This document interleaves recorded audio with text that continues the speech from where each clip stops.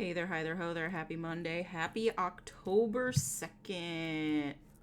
How's everybody doing? How's everybody's October so far? I hope it is spooky ooky ooky. Let's see. We've got Lockett. Welcome in Lockett. Welcome in Ari. Welcome in Tuttle. Welcome in Carl. Did I bring enough for everyone? I sure did not. We can all have one piece of today's snack review, which is the Cheetos Bag of Bones cinnamon sugar, not the white cheddar. I had it in my snack drawer. What's next? October 3rd? The audacity.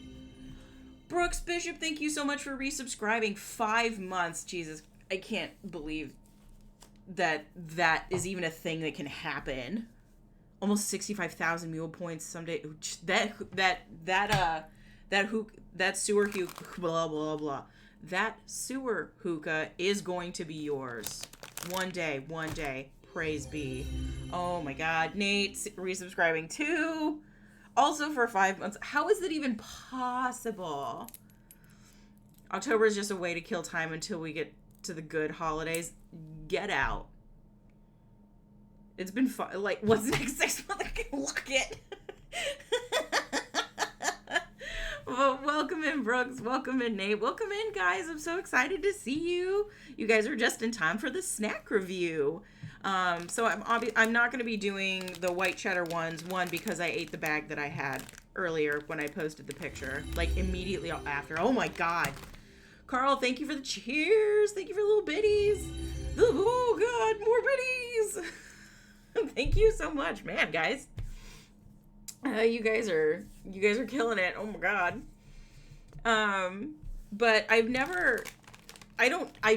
so I wanted to send 5 and I messed up. But then you got to send 4 and 1. Ari! Oh my God. Oh, thank you so much. Oh, welcome in. Well, enjoy. Oh God. Guys, you're killing me here. You're killing me. I didn't think everybody was gonna. Oh,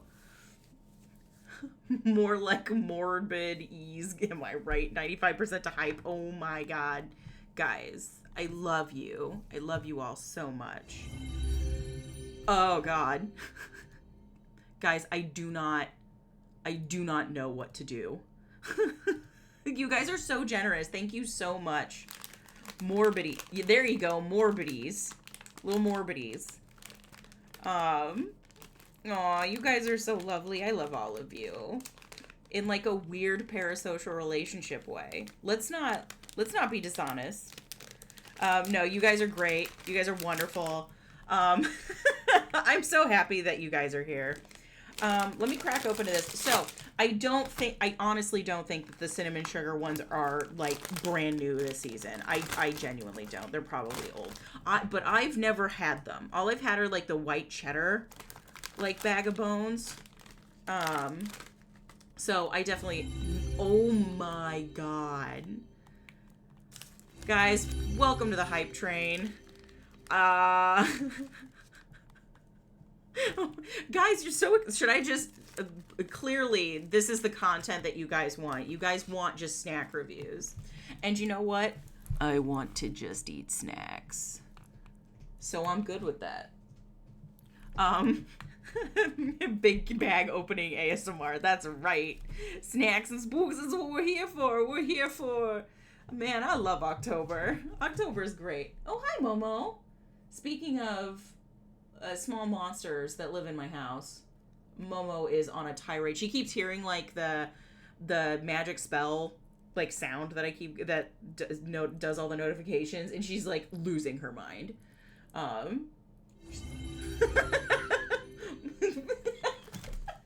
She's like, she heard that one and she's like staring at the corner and her ears went like really flat. Poor Momo. Momo's having a time. She's like, I don't know what's going on. And Alistair is crying outside the door. And he definitely has his lamb chop with him. I know, buddy. Yep, he brought lamb chop. So, yeah. Well, welcome to the... And that one startled Al. Hi, buddy. Welcome to the cat stream. The invisible cat stream. The me opening chip bag ASMR stream. You're gonna hear a massive munchy crunch. I think they've added more air to like the sort of air frying process that they've done. So the crunch on these, at least in my skull, is so loud. So I'm really sorry for whatever you guys are about to hear or not hear. But all right, let's give this a shot.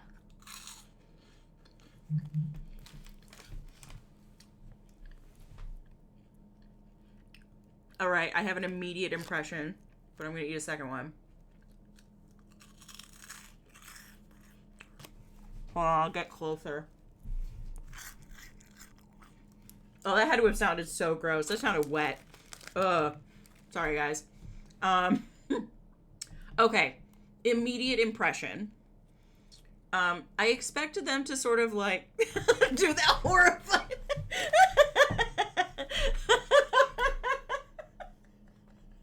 I'm crying.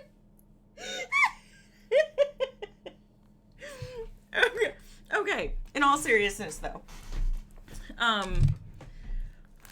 Okay. So what I kind of expected was not what I got. I expected something kind of like a churro. That is not what this is. Or like, okay, so you crunch into it, you immediately get sort of like the puffy, like, Cheeto, like, mouthfeel, right? The first flavor you get is not cinnamon. The first flavor you get is butter. Which is weird to me. And then comes the cinnamon and like no sweet. So I am mostly confused.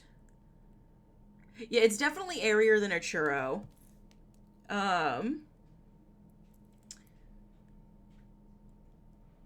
And I can hear Nate walking up. He's coming back here. He's gonna want one to verify because he doesn't believe me. Say hi, Nate. Hi, Nate. See what I mean? It's like butter first, and then. Oh, that's weird. Not weird. Okay, in short, do not like. I thought he was gonna chomp into the mic. Now you have to get around me first. I'm like in a corner. These are weird. These are like really weird. And I don't like them. I give this like a 1. If you're gonna get the bag of bones, just do the white cheddar. That is the superior bag of bones. There's not enough sugar on these. And the butter flavor is, yeah, here, Nate, you can have the rest. The butter flavor is overwhelming and entirely unexpected.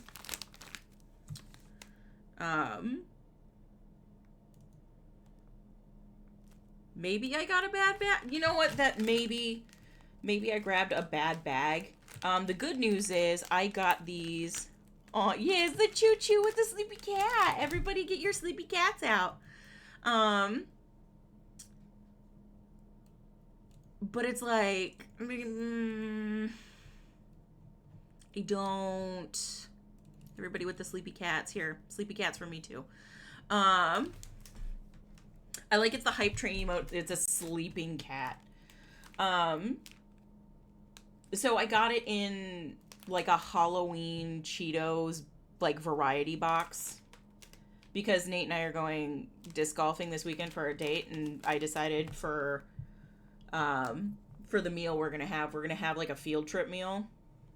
So I got like Capri Suns and stuff to make Sammy's, and I got little and I got this to be like the chippies and a fruit thingy.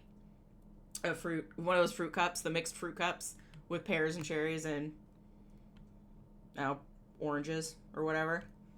So that's gonna be fun. But yeah, 1 out of 10. The white cheddar bag of bones, by the way, solid 7 out of 10. It's a good snack.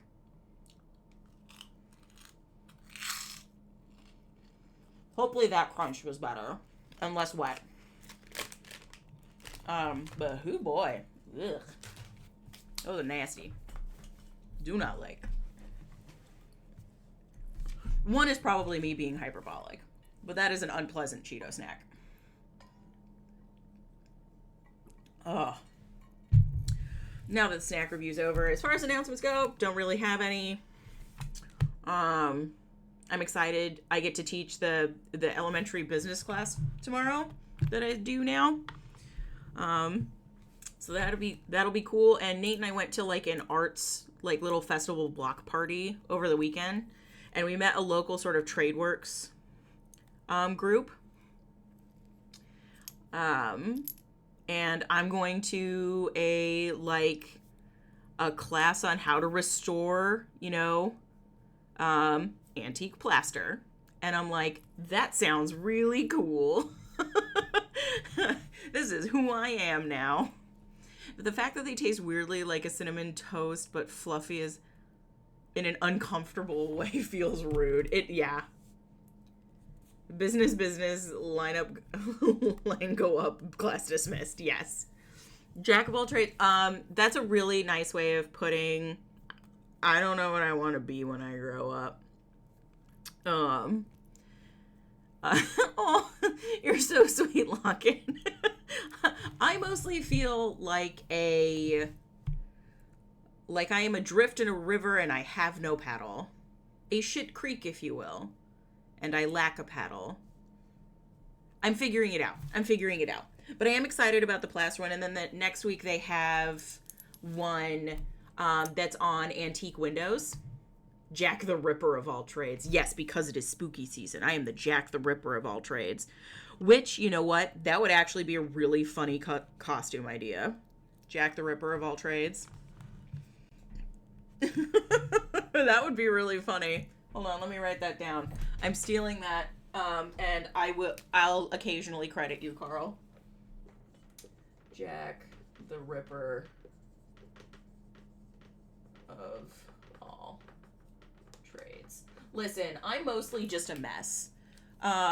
Is today's game spooky? Spooky in the sense that there is being it's spooky in the way that miscarriages of justice are spooky. Or, I don't know. What do I have that's scary? Let me take a look here.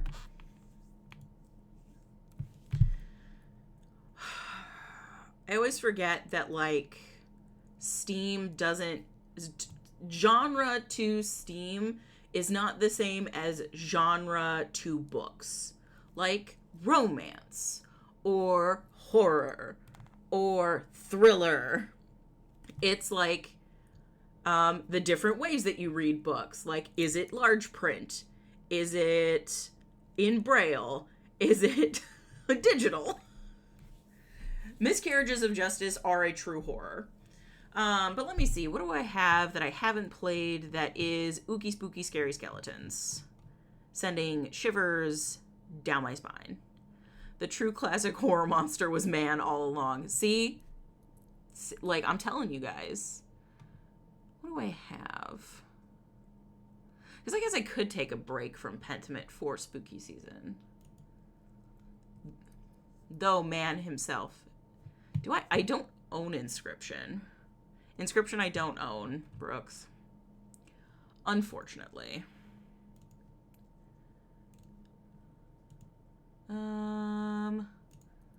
Collections, unplayed.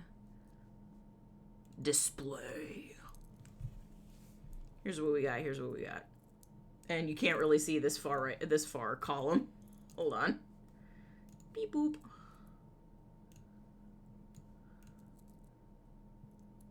Now you can. So I've got the future installments of Amnesia. So Amnesia: The Dark Descent, I will say, scared the ever-loving shit out of me. I was terrified the whole time. Um, so there you go. I got scared. I famously got scared. 5 minutes in, and it was my own fault. I was carrying a chair, already amped up, waiting for something to come eat my niblets. And I accidentally bonked the chair into another piece of furniture, and just my soul left my body. And Nate was there to witness it. Little Nightmares is way shorter than you thought. Is it really? I thought it was a fairly long game. How long did Little Nightmares take you?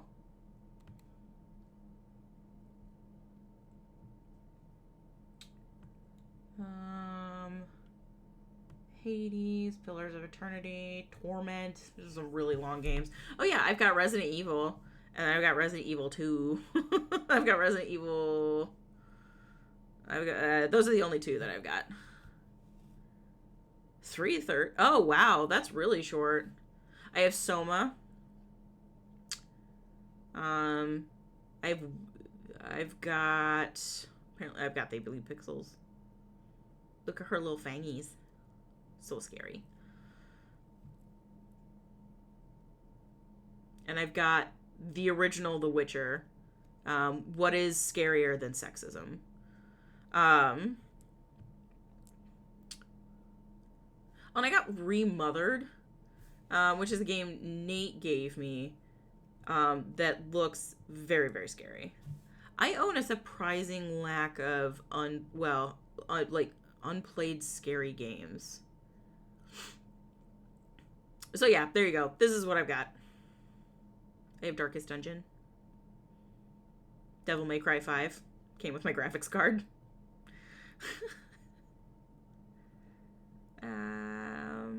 The Mansion.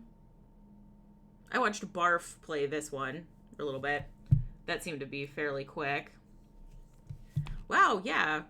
For as into horror as I am, I do not own a ton of these. So, did anybody see anything that they would be interested in me playing? If not, I'm going to go ahead and just boot up Pentiment, because we have a monk to save from the Inquisitor. Kerblam. I did not necessarily plan on playing all spooky games for October, because I'm a little baby bitch. Secretly on the inside. Alright. Let's boot up Pentiment. Let's find out what lies in store for us, because we do need answers. We have several answers that we need. Log into the Xbox network. No.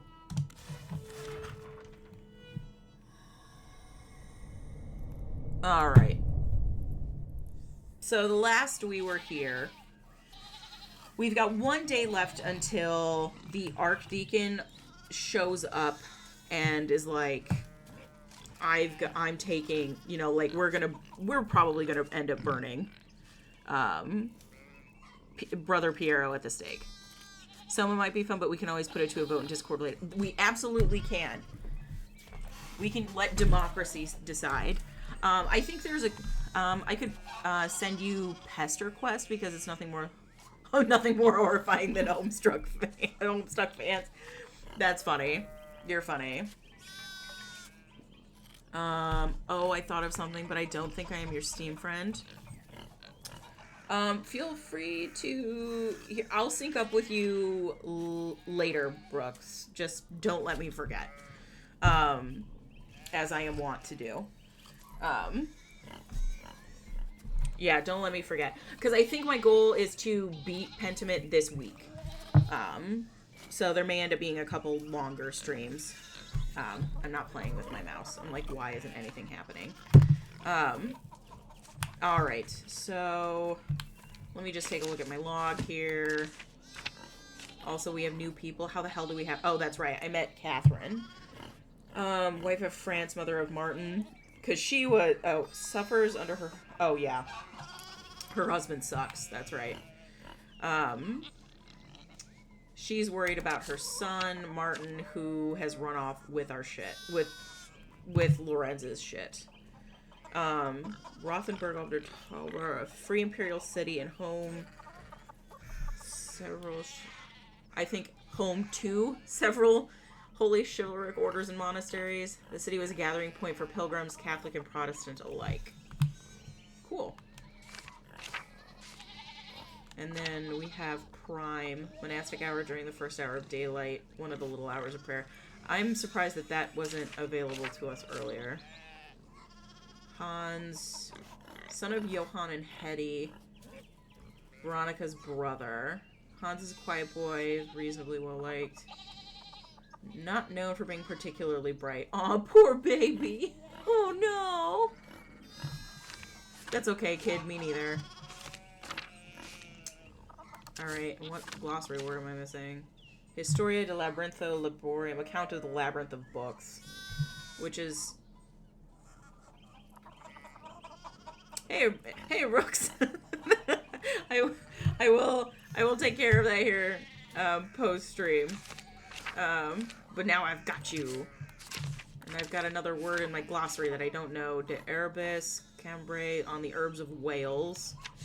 Cellarer, appointed official in a monastery, responsible for maintaining food supplies and the grounds.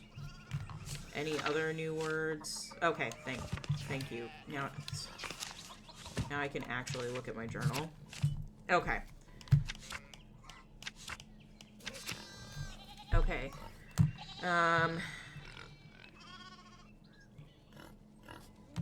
Okay, so nothing new, nothing there. Okay, I should talk with Lucky to find out what he was arguing. He's usually working next to his house north of the Commons. Let me go talk to Lucky again. And we're kind of late in the day on this one because I stayed up who's this? Really late in the library. Who's Sepp? Huh? Are you Joseph? That's right, Sepp Hubner. That makes it easier. My father's name is Joseph. Sepp it is. You're the artist staying with the Gertners? Yes, Andreas Mahler. Work in the Abbey Scriptorium. Interesting. I work in the Abbey Scriptorium. I think I've seen you in the meadow on your way to and from.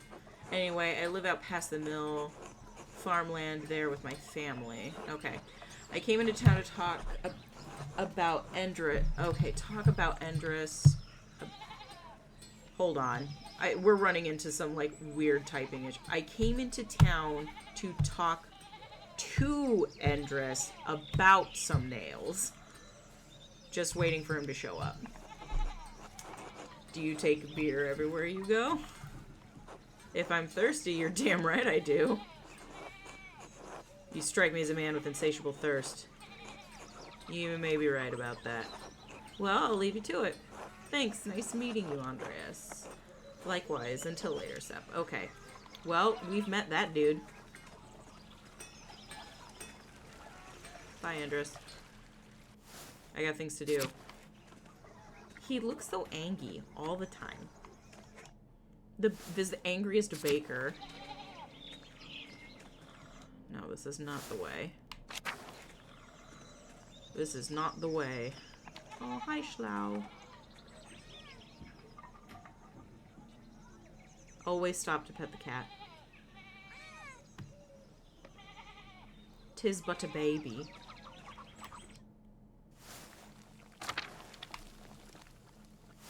That is... Can you imagine someone just walks into your house and then immediately walks back out? Andreas. Good day, Lucky. Do you have a moment to talk? Make it quick. Sorry, 1 second, guys.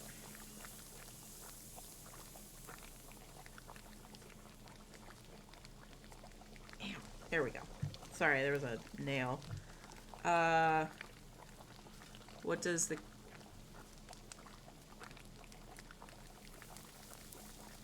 What does the cat's name mean? Look.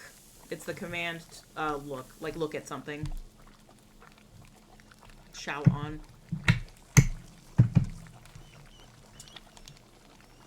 I was wondering if I might break bread with you and Agnes. We've never shared a meal. I don't see why not. Agnes would be glad to have you. Okay, here's hoping he's more amenable to talking to me over a meal. That would be great.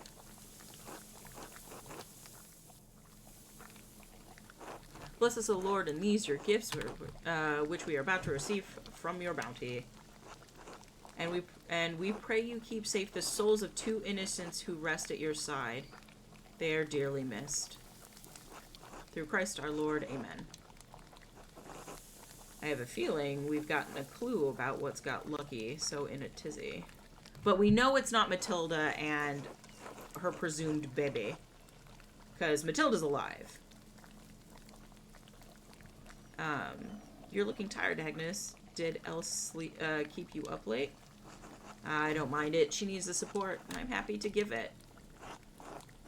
Someone has to look over the women of this town, and Werner hardly cares to. Is Else the miller's wife? Married to Lenhart Mueller, yes. I'm surprised you haven't met her yet. I genuinely haven't.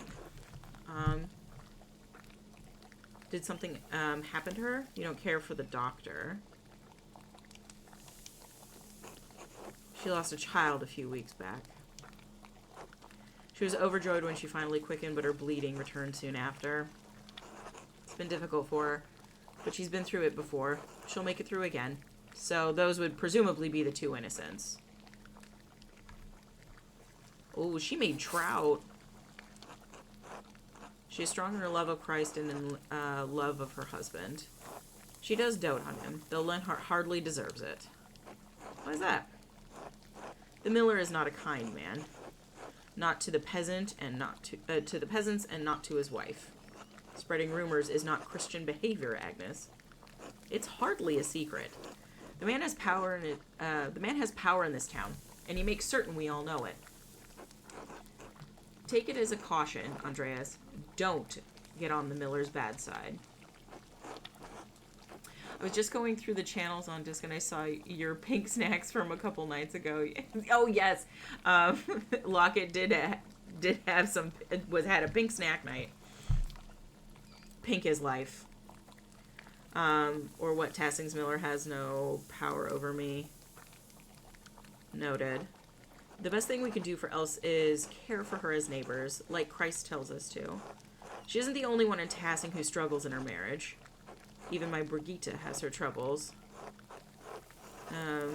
Brigitte Bauern. She's your only daughter? Yeah, Martin's wife. They are children. Our only living child. Okay, some more information. God rest their souls. I recently renovated my game room / office pink thing. I'm not gonna lie, a little jealous. If you get a chance and if you're comfortable, I'd love to see it, Ari. Pink is life. October is life. Pink is life. We should never have agreed to their marriage. She deserves better than Martin Bauer. She loves him, Lucky. And she had to marry sometime. What could we do?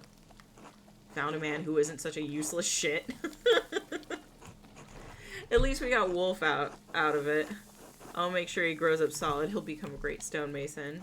Just like his grandpa. Swabian ravioli. Now, why don't you tell Andreas about your work at the Abbey? You said you found something strange in the building. Strange how? Yes, I'll definitely post pics. I redid all my furniture to sand. That's awesome. Oh, I'm so excited to see it. I'm so pumped to see it, Ari. I was repairing a cracked wall down in the crypt. The Abbey used to be a Roman fort, right? So it's no spring hen. I bumped into a relief of the Virgin. The door slid open. Was the damnedest thing. Oh, we already know this. I discovered the same thing, a fascinating architectural detail, to be sure. That old abbey's full of secrets, make no mistake. Anyway, stuck my head through the trapdoor and one of the nuns screamed. You didn't tell me that part. I felt bad for scaring them. Look, he's such a nice guy. I'm goth, but pink is my favorite color. I can't help it. Listen, Locket. Kindred spirits. Kindred spirits. Pink is also my favorite color. I went through like a really long... Okay, alright, so pause on this. So when I was like little, like pink was my favorite color. I wanted everything to be pink. Loved pink. And it drove like several people in my life crazy. And then I get to like middle school and I'm like, I'm goth. And I love it. Love the goth aesthetic. Still love it. Still like kind of identify with it. And but like in an elder millennial goth way. And I felt like in order to fit in with my goth friends, shut up, Nate. Someone is knocking something off of something in the kitchen, Nate.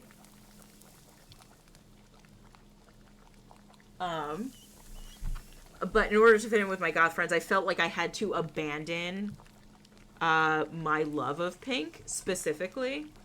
Like I had to let go of it, and I rallied really hard against it, you know, in a really weird way. I have now that I am grown up, I am totally, like, I have fixed my relationship with pink, and I love pink. I love colors, but I love black and skeletons and the dance macabre and all that shit. I love it. Pink is life. Pink is life. Wasn't goth, but had a green mohawk. Oh shit! If you've got pictures, Carl, I'd love to see it. I love a mohawk. Speaking of pink things, looks at Ari. Because I felt like it couldn't be a pink girl life, and now I'm proud to embrace. That's right. Embrace pink, everyone. I'm so glad that you also got to heal your relationship with pink. And he's wearing a pink shirt, guys. Carl's embraced the life pink. It's like the life aquatic, but less wet. When I was younger, I was a tomboy and hated pink for so long, so yes, I'm all about it. It's like, and then there's like the really hard rebound. We've all healed our relationship with pink, and that makes me feel very, very warm and fuzzy inside.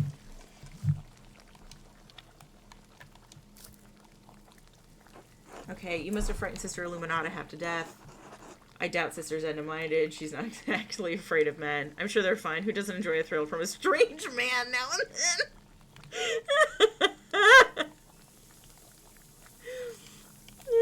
You must have frightened Sister Illuminata half to death. I probably should have knocked first. Never know what you'll find behind a closed door. Speaking of work, I should get back to it. Still lots to fix after that storm. It was lovely having you, Andreas. Take care, Agnes. Lucky, thank you for your hospitality. See you around the Abbey, I expect.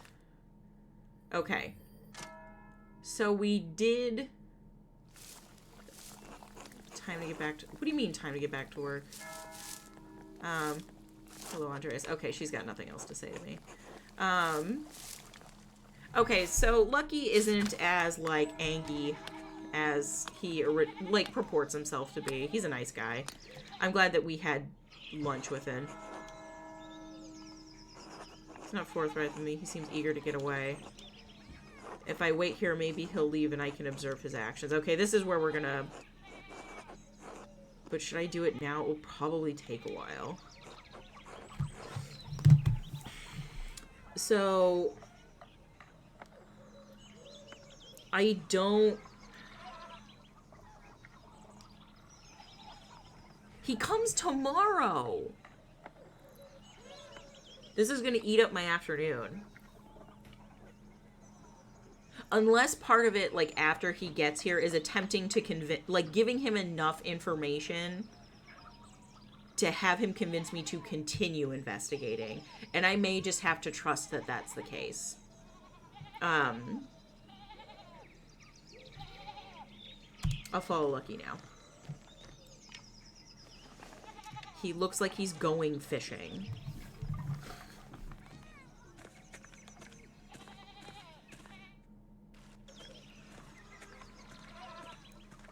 With old Otto.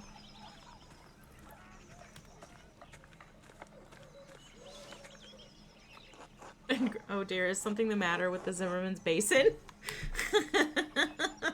Aw, Gret. Oh, nothing here, just having a rest. How are you doing? You're looking very well. Very healthy? Oh, you, such a flirt. I've been taking restorative made by the new doctor in town, Werner Stoltz. Being a parent is terribly exhausting, you know. Of course you don't, but I'm sure you will someday. Nice man like you. Are the Gertners feeding you enough? You're looking a little thin. Oh, take some of this bread. That should perk you right up. Nothing like bread to fortify the spirit. I'm delivering it to Father Thomas. You know how the father loves his bread. He's quite the bread enthusiast. My favorite customer.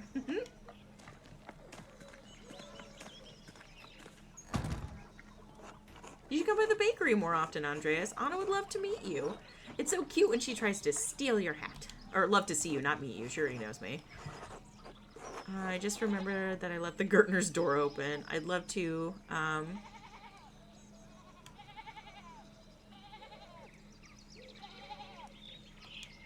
Okay. Oh, of course. Until later. I'm sorry. I'm sorry, Gret. I love you. You're so sweet.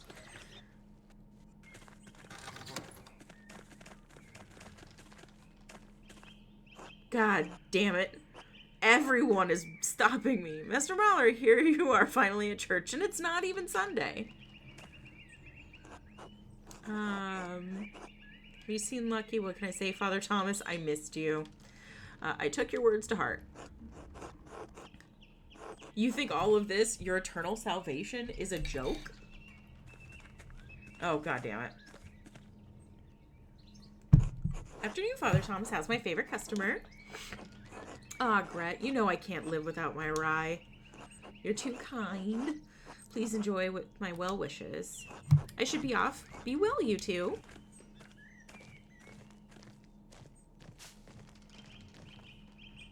Andreas, what brings you to the church? Father Thomas and I were just discussing my renewed enthusiasm for the Word of God. Still angry? Suddenly inspired to attend Mass, are you? I wonder what changed your mind. Are you following me, Andreas? Yes? God damn it, I told you to leave me alone. Oh, oops, he's gonna be so mad at me. Lucky, leave the man be. He and I were talking about the church. All is well. Now tell me, how's my wall? The damage is not difficult to repair. I can do it next week. And I can put the fallen stones back up now. That would be marvelous. I'm sure the lady would appreciate it too. But please, don't risk yourself. Get some younger men to help you. I'd offer, but I'm afraid I was cursed with the physique of an artist. Come now, Father Thomas. I'm sure he can handle it. Need a hand?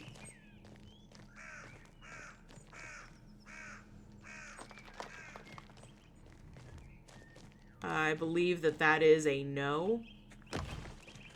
A flexed no. Good afternoon, Father Thomas. Andreas.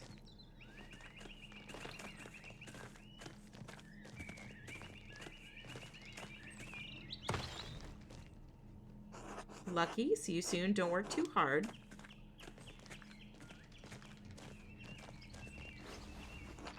Even at his age, Lucky is quite able. Only Big Yord can match his strength. Thank you for your labors, Lucky.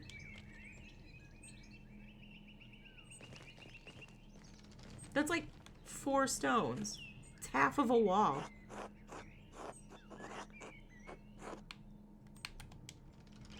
Father Thomas might know where the men go fishing. I know where the men go fishing. But if I ask him, he'll know I actually am following Lucky, which he could tell Lucky later. Lucky would be unhappy about that, especially since I already admitted to following him. Lucky would be unhappy about that, especially since he already believes I'm following him. He'd be furious if a rumor got around that I suspect him of killing Lawrence. And it's not a good idea to get on the bad side of a man who's so strong. But I doubt I could hold my own against him. We already know where they fish. Goodbye? Very unusual, man. Yes. Okay, posted pink room during the day and at night, and bonus cap. Oh, perfect.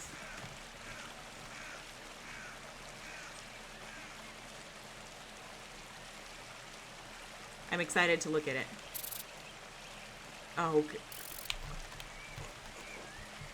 Shut up, Andreas. What was that? Literally nothing. Freaking quick time event. Damn it! I pressed it!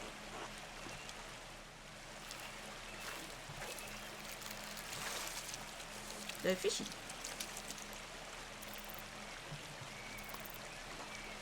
I pressed it! He's gonna find me. I'm gonna get in trouble and he's gonna murder me. Oh my god.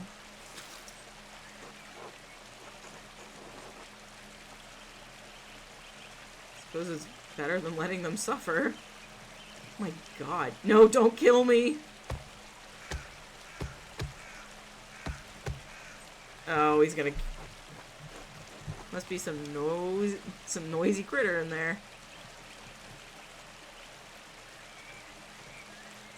Until later, Otto.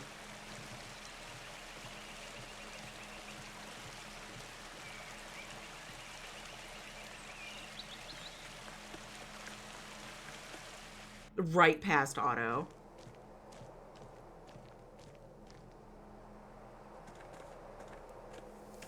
Lucky's gonna actually murder me. Nate Graves proclaims, I just don't think that Lucky could have done this. Fishing gives you endorphins. Endorphins make you happy. Happy people just don't stab their lords. They just don't. Thank you for the legally blonde adaptation of that quote. I love that. Legally or pentimently blonde. I crocheted a pink basket for this room specifically, and they were all over the arm. It was the basket. Aww. Once it was a basket, they wanted nothing to do with it. Cats are such a gem. 2 innocents. That's strange. Are there 2 people buried here? Children, perhaps? Could they be Lucky's children? But why would they be buried outside the churchyard, then? Because they were unbaptized. It's almost like someone's trying to hide them. And he left a note with the flowers. Remember the girl, 1 grave for 2 innocents, the red bird flies, Matten's chapter. So he's the one who wrote the note. Identical to the script on the note Brother Florian found with the Baron's body. About the 2 innocents. So the 2 innocents is whatever Lucky is tied with. It's not Matilda. Someone was trying to lure Lucky to the chapter house to kill Baron Rothvogel? It remains to see. I mean, I think shanking a lord could give me endorphins, though. I love the Eevee with a knife in its mouth. Damn, I've lost Lucky. This grave does seem important to him, but could it be his motive? Could it be motive enough for to kill Lawrence? I won't know until I figured out who's buried here.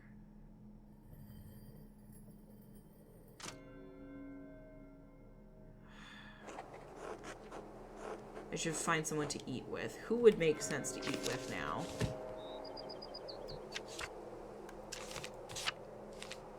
Okay.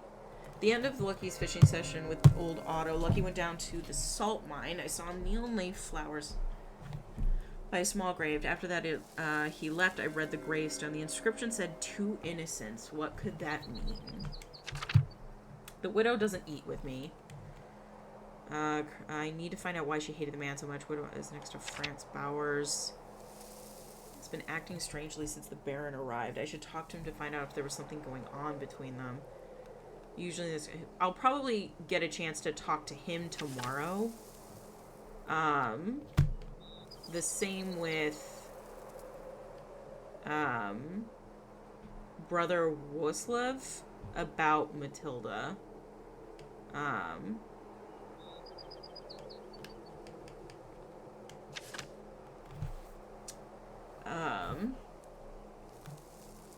I could probably talk to Matilda, but Matilda will be eating right now.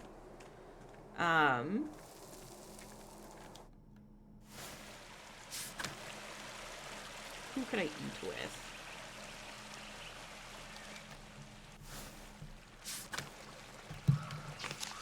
Hold on. Let me see something.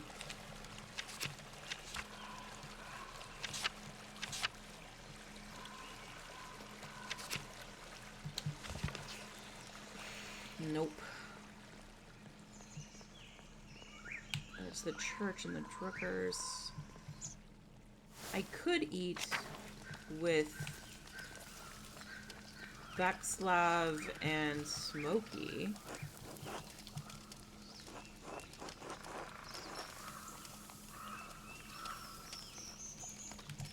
Hold on.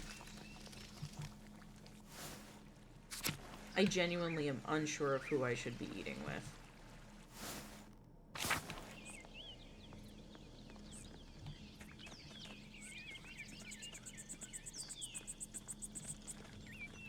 Let's go shank a lord up at the mill.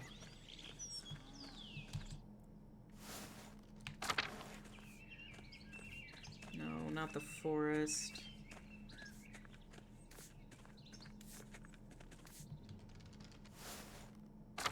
Let me see if she'll hang out with me now. I could talk to Brigitte real quick, too. If I eat with the Bowers. You want something? Okay, she definitely won't talk to me. And I don't know how to fix that. I just want her to talk to me.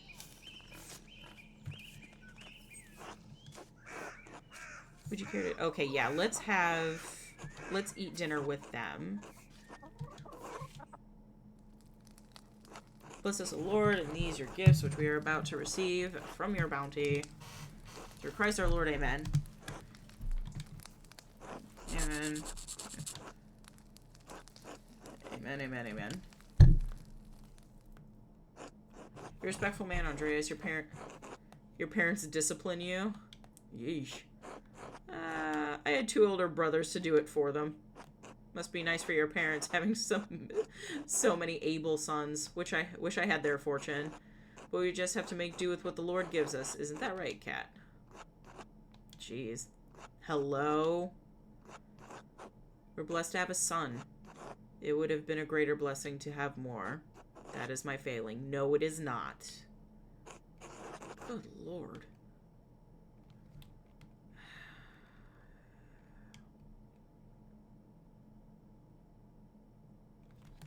Well,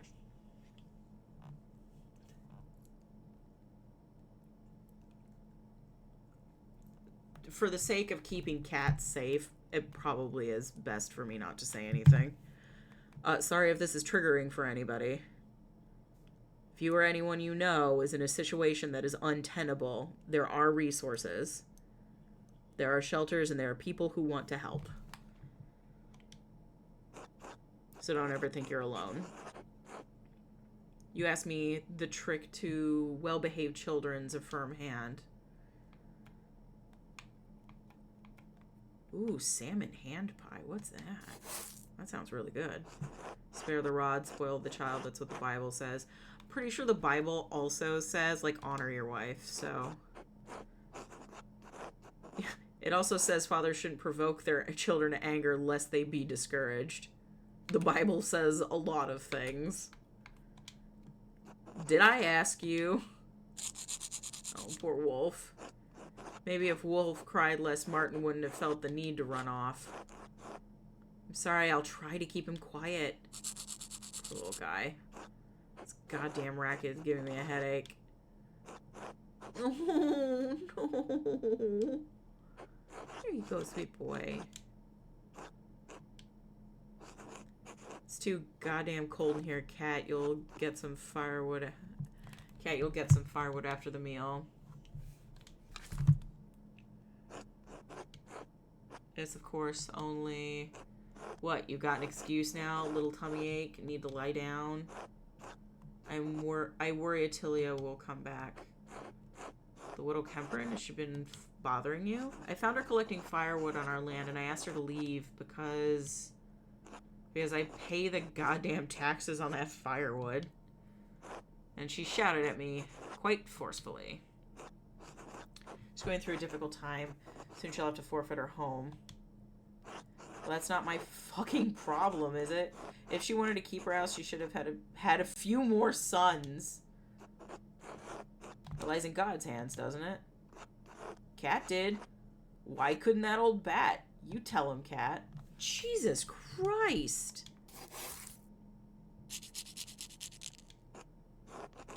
Sorry. Come now, little bear. It's all right. You're a good boy, aren't you? Oh. I'm sure Tilly would have had a son if she could have chosen to.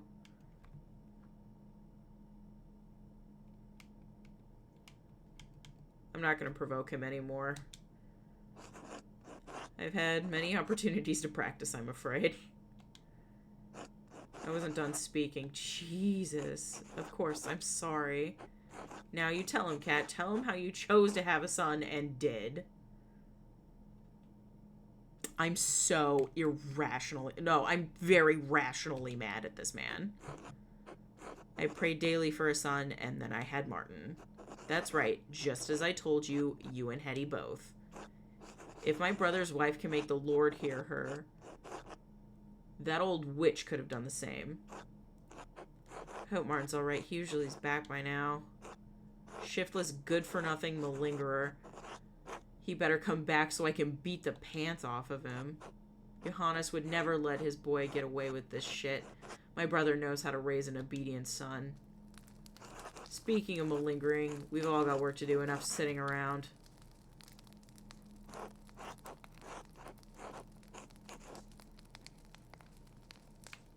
It's very illuminating.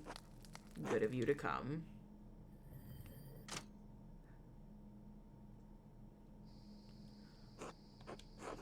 What an awful man.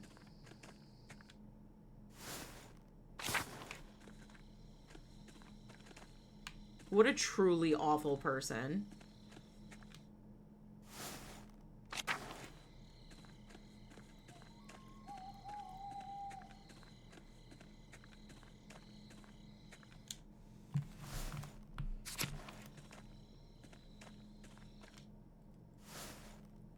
Do I think Matilda's in bed?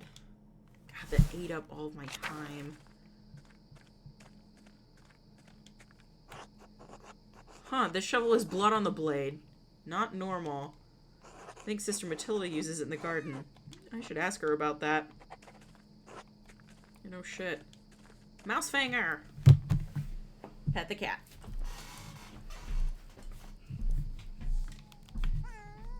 What a cute baby. Sister Gertrude dries and stores all of her herbs here. Okay. Excuse me. Except I can't talk to Matilda because it's nighttime. And Lucky hates me. Okay. Let me make a plan. Okay. Oh, and an ad break, so this is a good time for me to hang out and see what I've got here. Okay, I found a shovel that Sister Matilda uses in her garden. She's got blood on it. That's not likely to be the weapon. If you remember, the Baron had a blunt force injury to the back of his head. That left a distinct indentation on it that was probably about the size of a fist, or a fist holding something, or some small object like a hammer. A shovel would have left a completely different sort of impression. So that's not the murder weapon. But it is a little interesting that it's got blood on it. Already did all that. Acting strange since the Baron arrived. I need to talk to him tomorrow.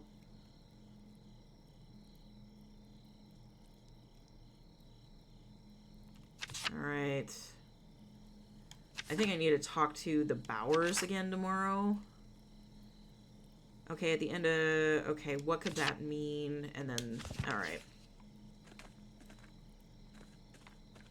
Do you think I'm going to get in trouble if I go... No, we will wait till tomorrow. Let's see what happens.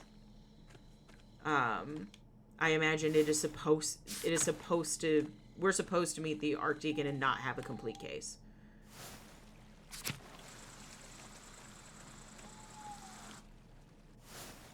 Just enough information to imply reasonable doubt.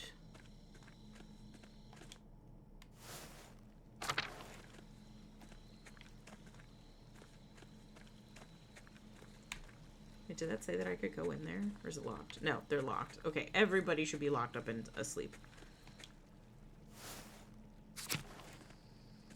Oh, I forgot to talk to Johan about sitting in on, like, the spinny thing.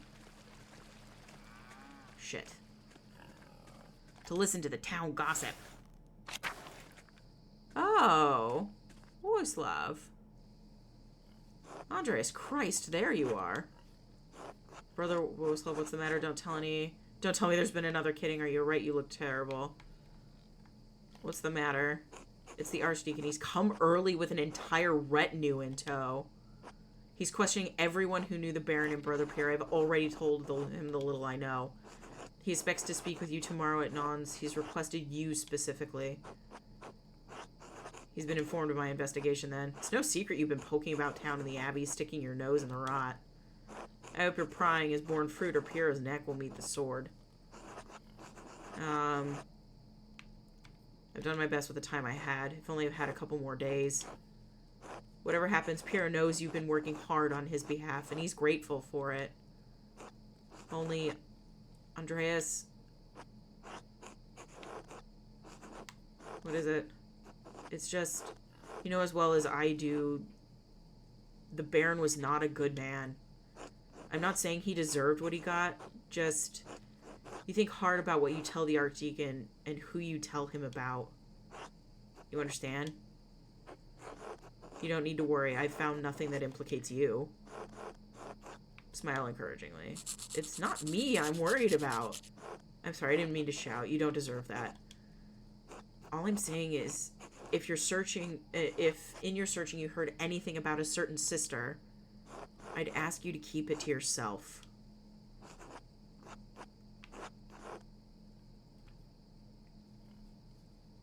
I'll do what I can to protect the sisters from censure. That's all I would ask of you. I should return to Curacao. The abbot will be having a fit right about now. Be well, Andreas. I will pray for Piero's deliverance tonight. You should as well. At least he sought me out. This game needs mod capability, so you could just replace the main character with Columbo. Hey, yeah, that would be awesome. Or like the Hercule Poirot from like the 90s. Hold on, I need a snack.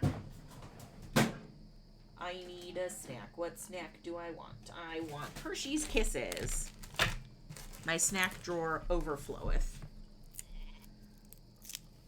And I'm really sad because those cinnamon sugar Cheetos were disgusting. Alright. Well, let's go to bed.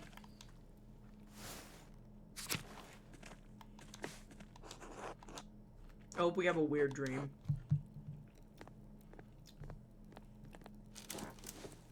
We can give them away to unsuspecting children. They don't know anything. That's right. Here, have this snack. I do kind of want, like, regular Cheetos now, though. Maybe I'll take a break. I just want a snack, guys. Ooh, we are gonna have a weird dream.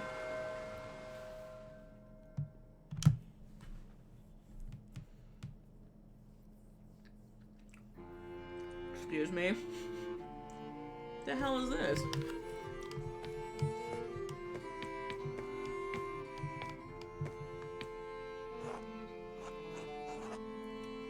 When are you coming home?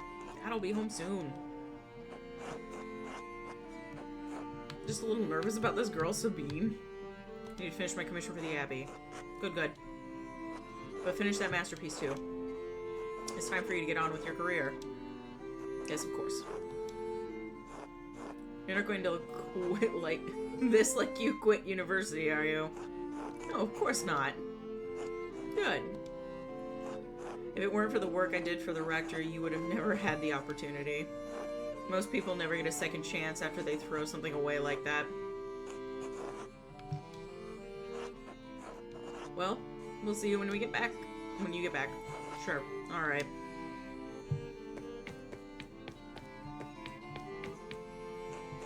Sabine? Oh. It's you. And she says nothing. Do we even know that that's what she looks like? Have we actually ever met Sabine? This woman we're supposed to marry? Man. 1510s were weird times, man. I have a picture of you, the one my brother Daniel made. I really don't have any idea what you're like.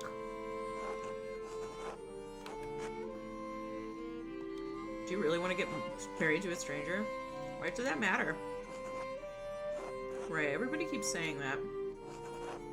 That's why I'm saying it to you now. Because I'm saying it to myself. Yep. I'll see you soon, Andreas. For real, I mean. I suppose that's true. Until then. This feels like a nightmare.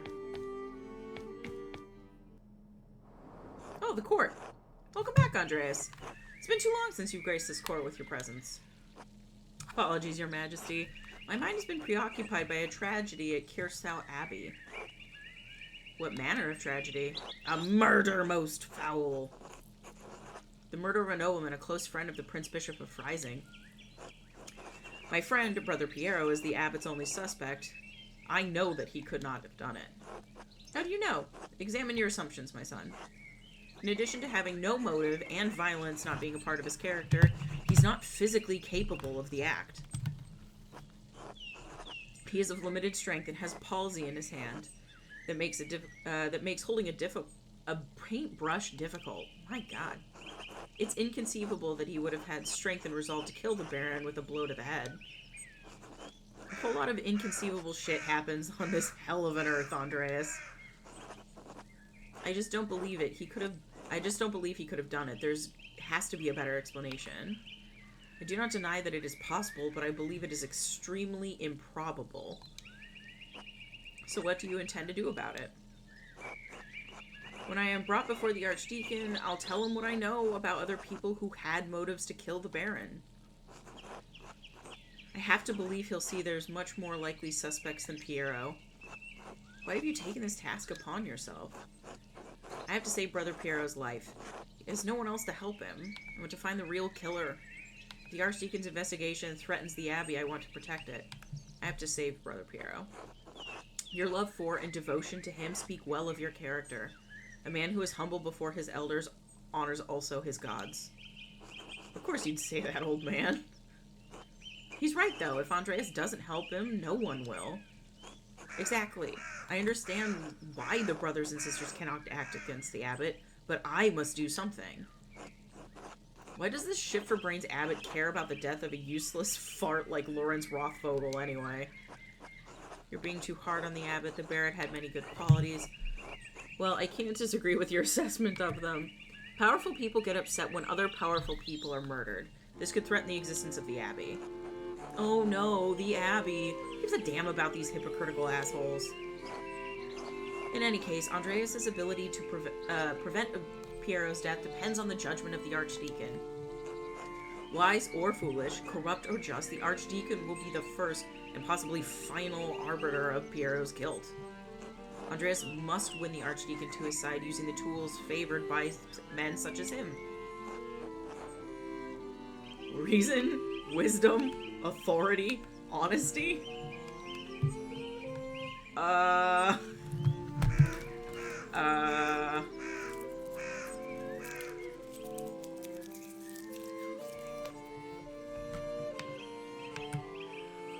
Honesty? Reason?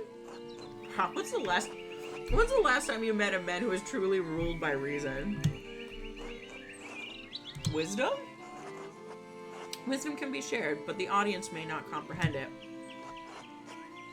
Authority? Despite your talent, you are merely an artist. He has been invested with power by the Prince Bishop of Freising. You have no authority with him. Honesty? You must be honest in all things, Andreas, but many are not willing to accept the truth. And the cost of honesty can be high.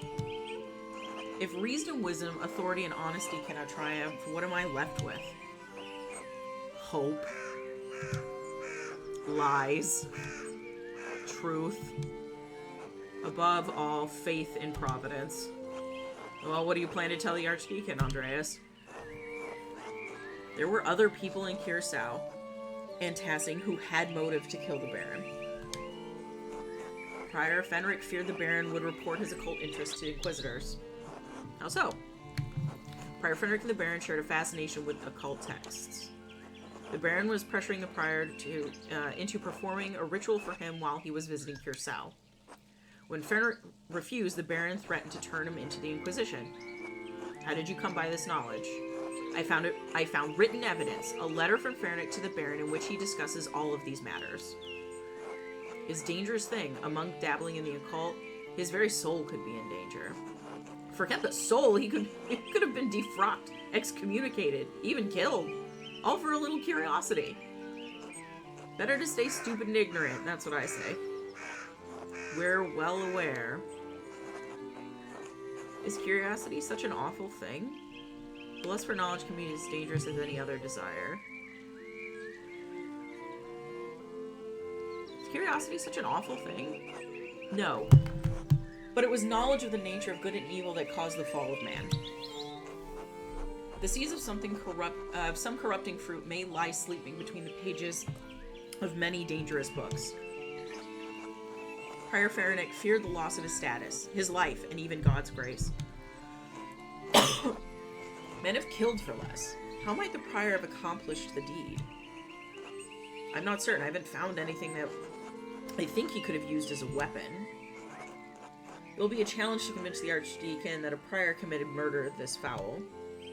If you mean to suggest that Fenric is a suspect, you must find a weapon to convince the Archdeacon. Are there any others you suspect?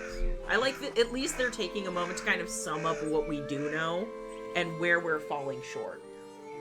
I've found no other suspects. What are you talking about? You brought many worthy mystery to this court, Andreas. I pray to God we have granted you the insight you need to face the coming challenge. Thank you, Your Majesty. I'm prepared to meet the day. Before you go, Andreas, there is one more thing to consider. You'll be summoned to the Archdeacon to tell him what you know. But you need not tell him everything. I think I understand. There is a place for a noble lie. This is not one of them. Why? The Baron is dead. All the people who with a motive to kill him suffered, either directly or indirectly, from his wickedness.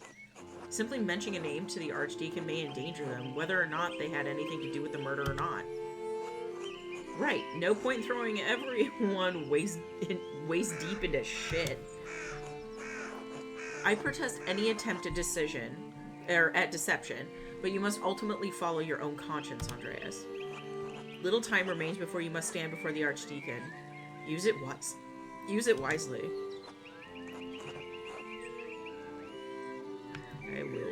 I must. Till we meet again, Andreas, God be with you. And also with you, Your Majesty. Okay. Oh my god. Okay, I've got to talk to Matilda. I've got to talk to Prior Fenric.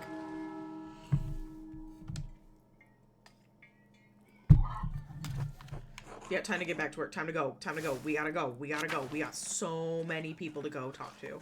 Goodbye. Love you. Nice people. Very nice people. Nice people. Goodbye. Whee! Gotta go right now. Gotta go, go. I got people I need to talk to. Oh my god. Do. Excuse me, pardon me. Up. No, I don't care about the mail. Whee! What did they call a ticking clock back before they had clocks? Is this a joke with a punchline, or... Because I would like to know what the punchline is.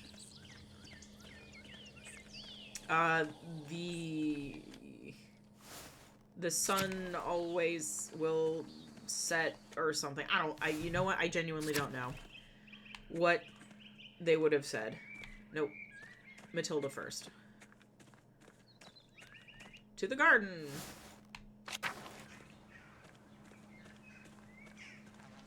She's not in here.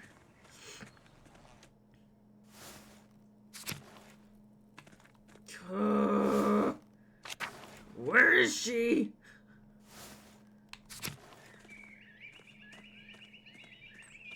Matilda, where is you?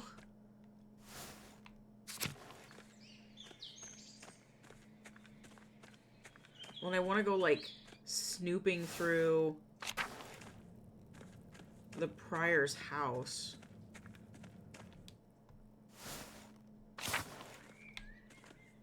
I also want to go snooping through the Abbot's house.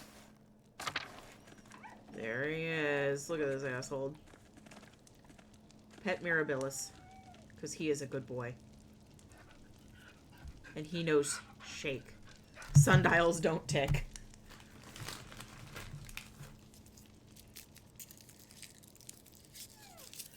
They probably said some shit like, God waits for no man or something. Hello, Farnick. What an awful time. Awful time. Baron murder in Curacao. These are dark days indeed. Brother Piero, I admit, I would have never thought him the type. Could have possessed him.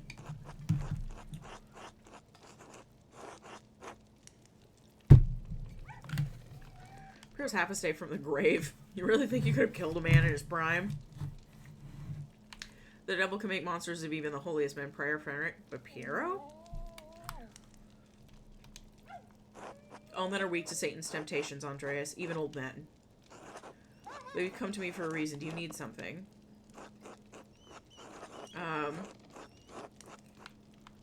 I came across an interesting letter from you addressed to the late Baron.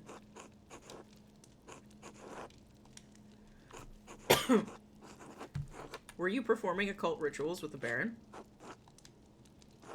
He meant to coerce me into performing a ritual to help him with a condition.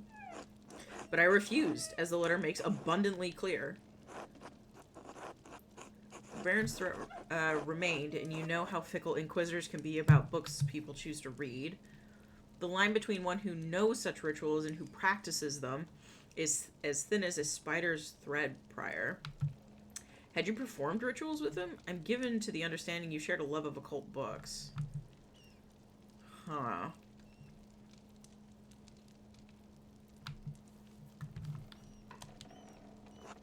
I'll do the occult answer. Some would say it's only a matter of time before the temptations became too much. Do not question my devotion to the Lord, Master Mahler. I am the Prior of Curacao Scriptorium, one of the few of its kind left in Christendom. Modest though the Abbey may be, our library contains works on subjects rarely found beyond its walls. Certainly not all in the same place. For men of certain academic interests, it's perhaps the only place we may meet and discuss them. Are you a witch, Prior Fernick? I always thought that it's a perfectly reasonable area of study so long as you avoid certain subject. Yet he threatened to expose you to church inquisitors. The Baron's interest was more than academic. When he wished to make it practical, I refused. There's nothing more to it. Thorns could have gotten you killed. I did not kill Baron Rothvogel. And I do not care if you believe me. It is simply a fact which the Archdeacon will surely realize. Now, is that all? I have duties to it that I really should attend to. I have a few more questions if you don't mind.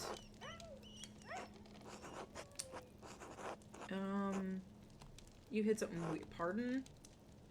And why were you sneaking about the scriptorium? Listen, I work in the scriptorium. Why are you trying to distract me? Because you insist on prying into matters that are not your business, and I grow weary of it. Let us seek common understanding, Master Mahler, as two brothers in Christ. Faranick, my brother in Christ. Please, let's. I love to understand things. The scriptorium is my domain, and you are a guest here. And so long as that is true, I do not answer to you, but the abbot only. Is that clear?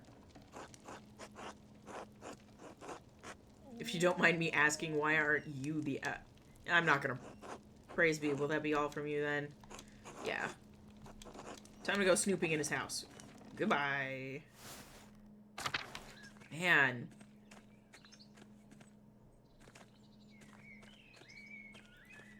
Come on, come on. Let's go, let's go, let's go, let's go. Animal pens.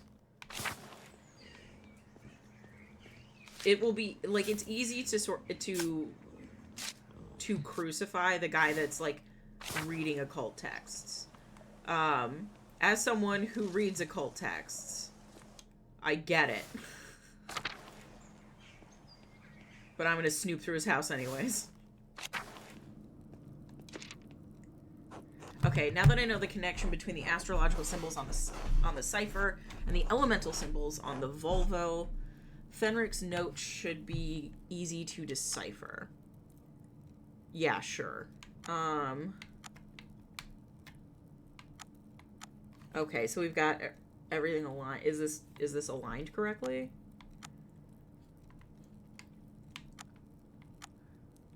Okay. Anyways, I'm looking for Libra.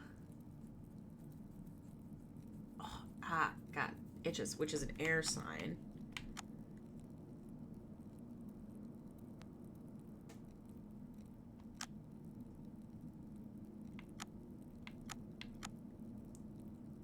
Oh, it's selecting them for me. This is dumb. No, that's not it. That's what I thought.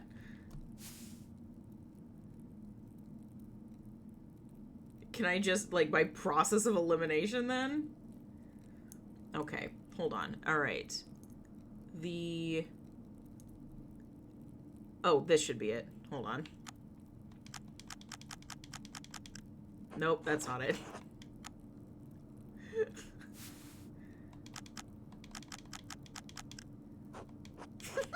This is so dumb. Why am I doing this?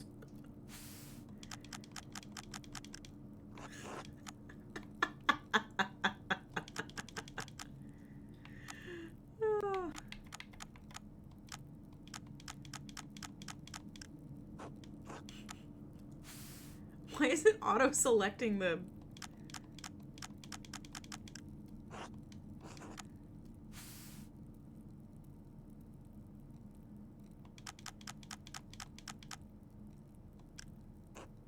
Liz DeLargue. Okay, now hold on. Nope, and this isn't... Momo, you're fine. Okay.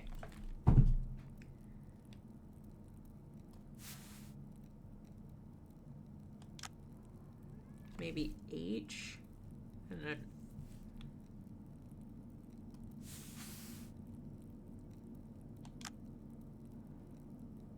And then Taurus is a fire sign.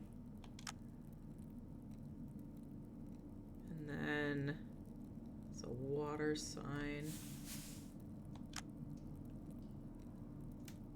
Momo, please stop yelling at me. All I do is love you.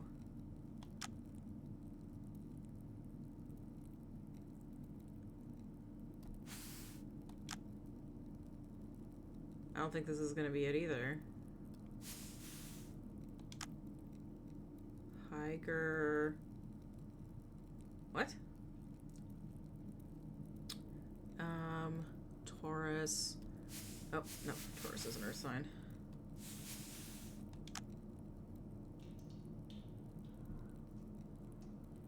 And then a water sign.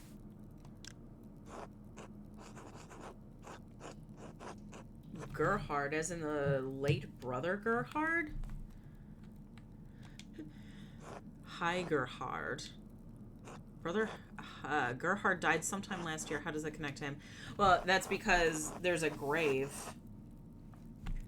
Is it an anagram using Gerhard's name? Did he use his name as an abbreviation? Why his name? Harried, Hardier. Where does the G go?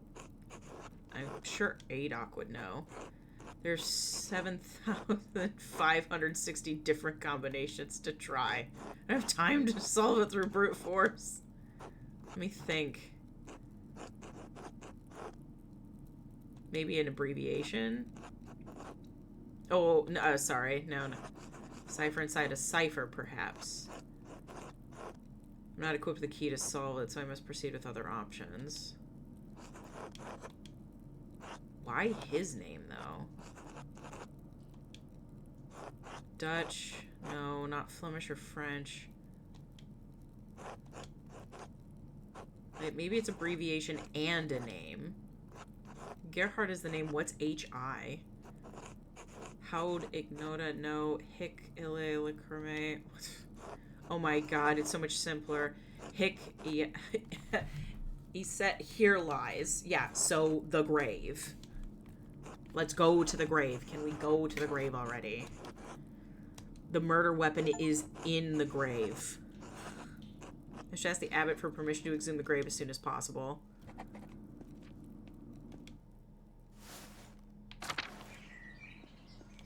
Do I have to ask for his permission? Let's just go dig it up. I know where it is because I've already found it. It's this one. Brother Gerhard's grave was disturbed recently. Fahrenheit must have buried something here. I need to dig up this grave if I want to know what he was up to.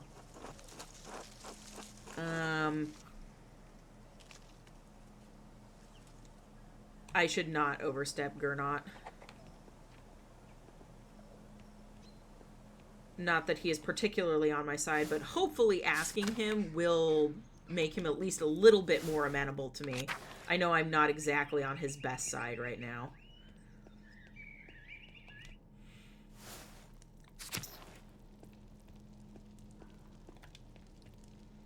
Andreas. I trust you're abiding by my command to leave Bureau and the rest of the monastery in peace.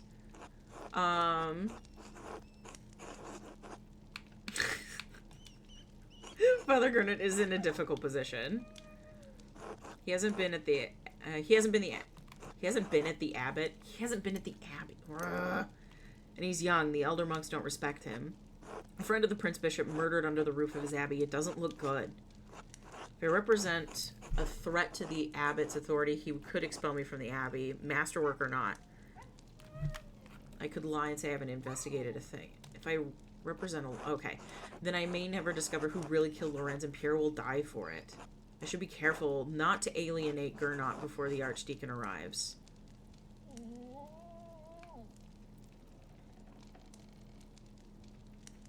Fighting the Baron's true murderer. I am satisfied I have the Baron's killer well in hand. And if I'm not mistaken, the truth is for the archdeacon to uncover. Not a journeyman artist who's not even a part of this community. There's more at stake here than you understand, Andreas. Given that I am not the Lord and I don't have a perfect understanding of all things, of course that's the case. That may be, but I can't in good conscience let an innocent man face death while a murderer runs loose. What is at stake? Aside from an innocent man's life, of course. There are few extant double monasteries with working scriptoriums any longer. They're costly to operate, and the church does not approve of them. Baron Rothvogel was a friend of the Prince Bishop, and if the Prince Bishop were so inclined, he could order the abbey closed and our community disbanded. A community of which you are not a member, and so whose precarity you can't understand. I thought you were a cleverer man, Andreas. Or a clever man, Andreas. Your ignorance disappoints me. I'm ignorant for a lot of things. For example, the identity of who really murdered Lawrence Rothvogel. I don't wish to disappoint you, Father, but neither do I wish for an innocent man to die based on circumstance alone. Which is why I've come to you with a request. And I have reason to believe that there's something hidden in Brother Gerhard's grave. And I'd like to dig him up. I have reason to believe Fernick has hidden something in Brother... Okay, Fernick is Gernot's assistant. Suggesting Fernick might have killed Lawrence might anger the abbot if the two are close.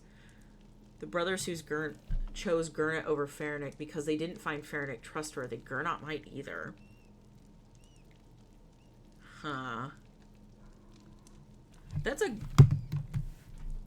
I don't know. Momo, please stop. You keep, like, clawing my side.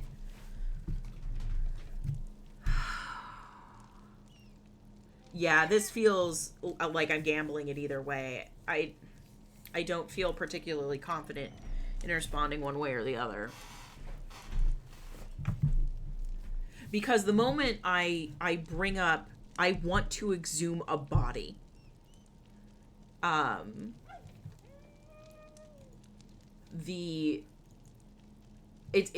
He's going to ask why.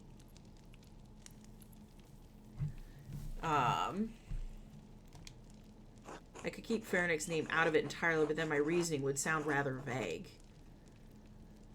And I don't think he'll let me. And I want him to be on my side. And Fernick is literally right over there. So I don't know if it's going to play out that he's going to overhear me.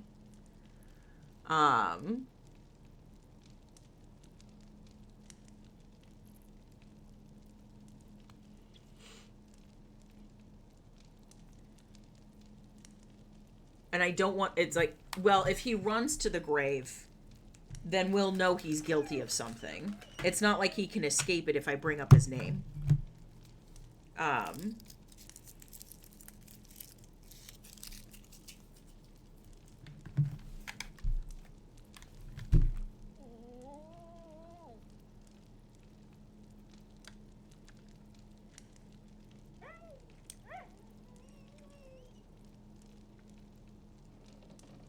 I have reason to believe Prior Fernick has hidden something in Brother Gerhard's grave. What does it have to do with the death of Baron Rothvogel? I suspect the weapon used to murder the Baron may be buried there. Baron Rothvogel was stabbed. We know the murder weapon used to kill him. Brother Piero was found holding it. The Baron's wound was self-inflicted. He was killed by a blow to the head. How do you know this? I recall telling you to stay off the Abbey grounds after the body was discovered.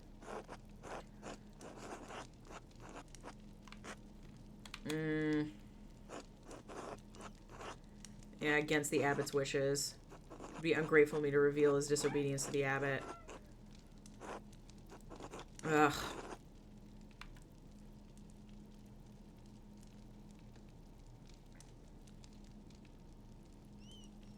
Oh, I don't want to get Florian in trouble. He let me in there. God damn it! This is so painful!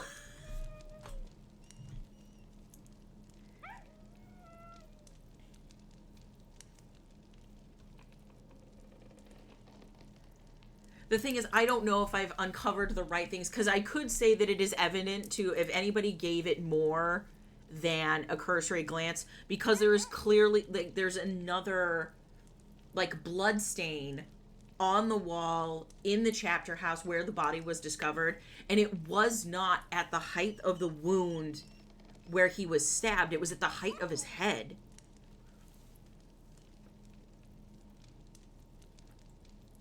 Like, and that's obvious that it would suggest there was something else. Even if someone, say, grabbed Lawrence and, like, lifted him off the ground, they wouldn't have lifted him high enough to put a bloodstain there if they had stabbed him in the side. It would still be his head. What do you believe, Locket? What do you believe? I cannot sacrifice all of these nice monks. You believe in me? Oh no. Oh no.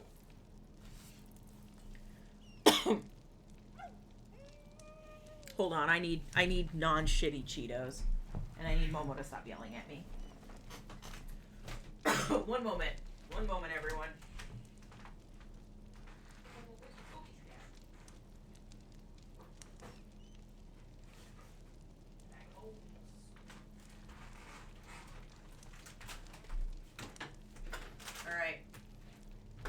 bag of bones. I believe you will sacrifice the right monk. Oh, boy. Oh, finally, a good Cheeto. Don't mind my munchings and crunchings. I hope you enjoy the chip ASMR. Well, and I don't want to come off as, like, more of an ass to this guy, because that's all I've done.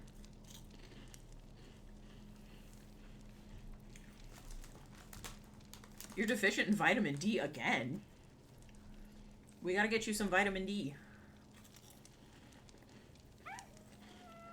Is it possible also that you just need a nap? Could it be possible that you need a nap?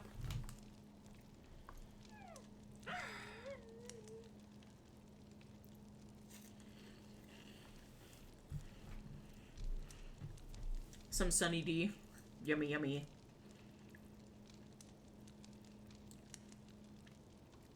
And some pizza rolls.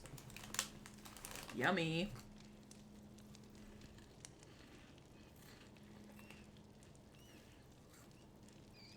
That sounds like a great meal.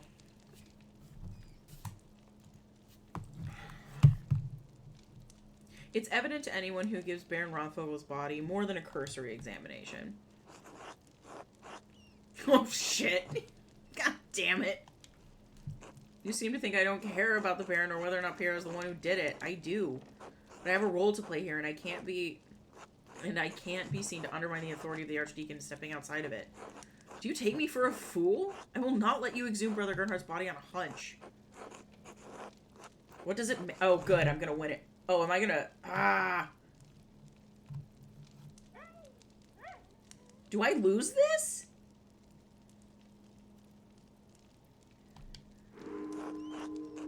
Oh, no. Just so I was like... Oh, god damn it. God damn it. I am so fucked. This is why I am not an investigator. Because I'm bad at it. I'm bad at the people part.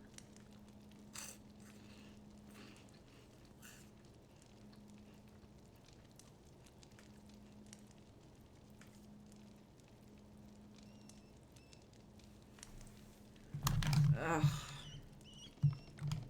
I am so screwed. I could also just bring it up to the Archdeacon when he wants to talk to me.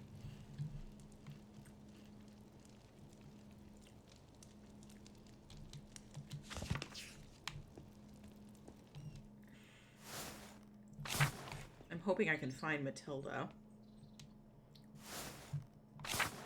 Or I could go to... actually, you know what? Why don't I go to the kitchen to talk to Wlaslav and not upset Matilda? Because he's already come to talk to me on her behalf. I'm sorry, Andreas. I can't let you down there. Father Gernhardt doesn't want anyone talking to Brother Piero before the Archdeacon arrives. What am I gonna do? Elope with him? I know, I know. Just a few minutes? I really shouldn't. I need to talk to him. I'm sorry, I can't. I understand. How am I losing this? I'll leave it alone. God bless you, Andreas. But I want to talk to... God damn it. How am I losing that? I thought the blue was good. How am I fucking this up?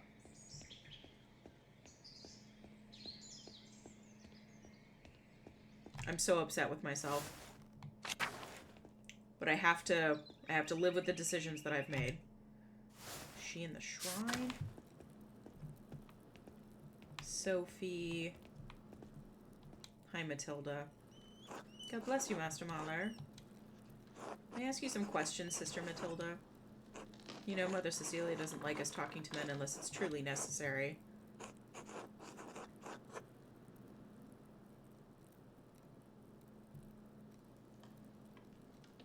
I have to ask you about your shovel.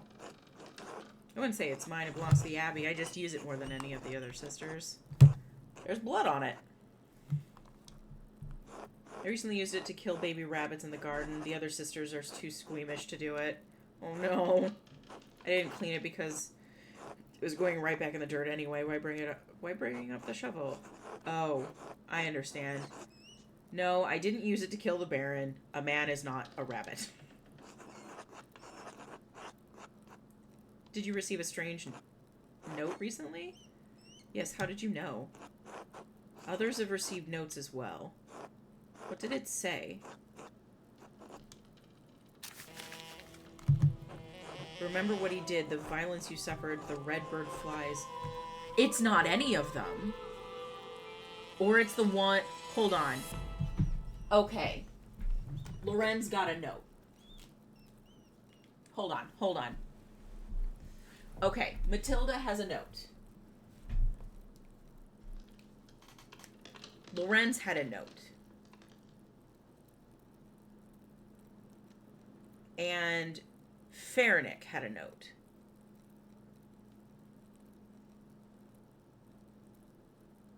It's like someone was trying to goad them into murder.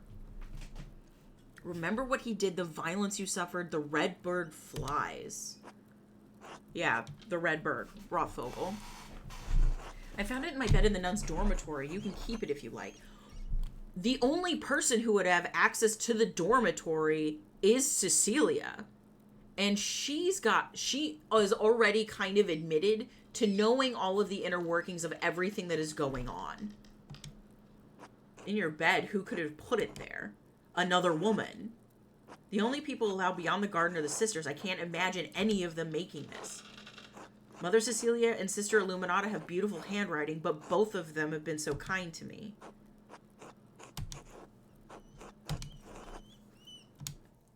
I don't know if Cecilia is the murderer, but she's the one leaving notes. And bringing up Sister Illuminata is a good point. Both of them can read.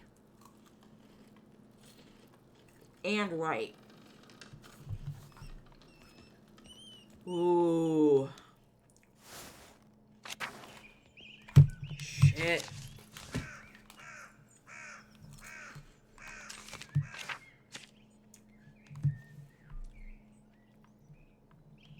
Why is this not clear? Do we not believe her? Do we not believe she killed the baby rabbits? Wolfbauer is just a bundle of baby. And we met Sepp.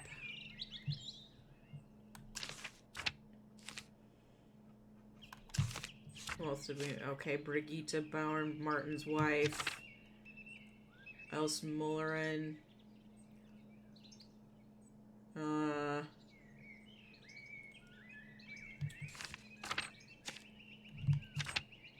Lenhard. Oh. The Miller.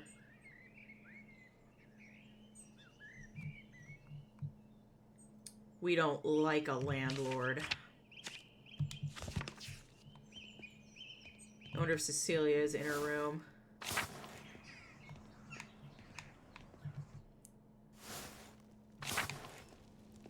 Cecilia. God bless you, Andreas. God bless you, Cecilia. Is there something I can help you with? I need to talk to you about Sister Matilda. I warned you not to go into the library. I should have known you wouldn't listen. What happened to Sister Matilda was tragic. But what did happen to her? The records only said that she left the Abbey for some time. I omitted the details from our written records for several reasons, none of them noble.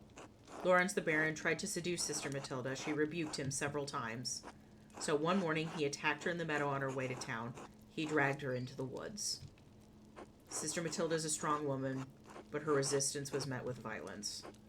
When pilgrims to the shrine found her, she had been beaten so badly she could barely move. I'm assuming the Baron didn't suffer any consequences for this attack. No, and I knew he wouldn't. I also knew that bringing the attack to the attention of Father Matthias would put him in an impossible position.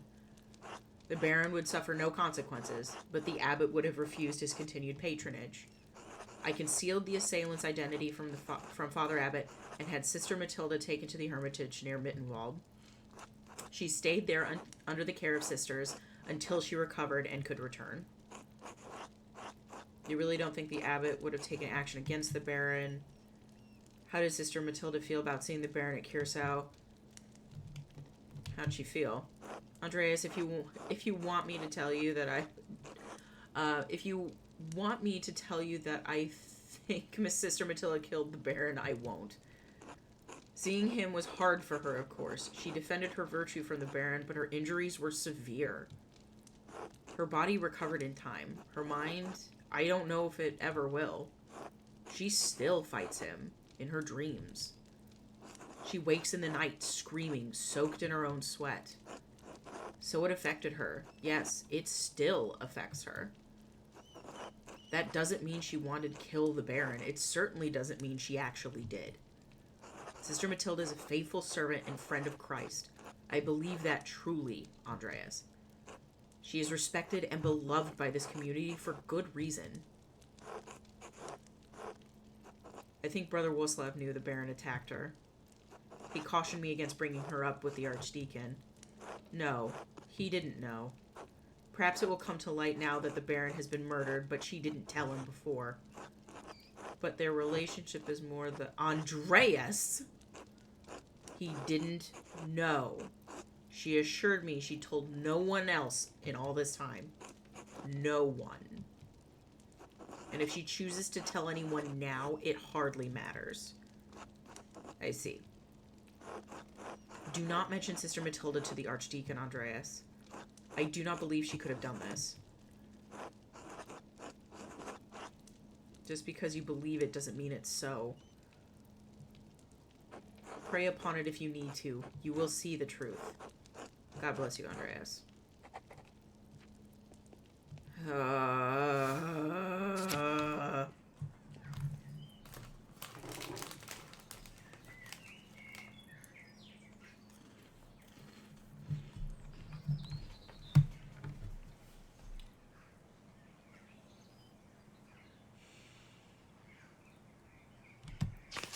I feel like I know a lot of things and nothing.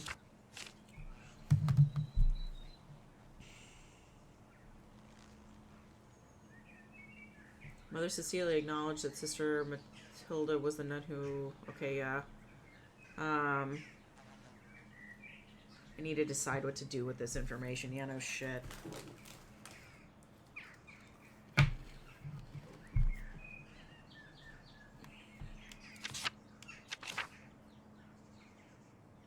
I don't know how to get further on this. I wonder if I need to...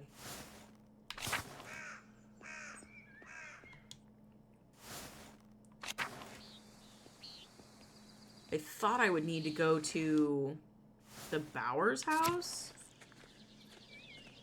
Since it's oh. Hello. Hi, Till. Since it specifically lists it. That, like, her specific location. Oh. What's this? Did I pick them okay? You think Sensation will like them? They're perfect. She will like them very much.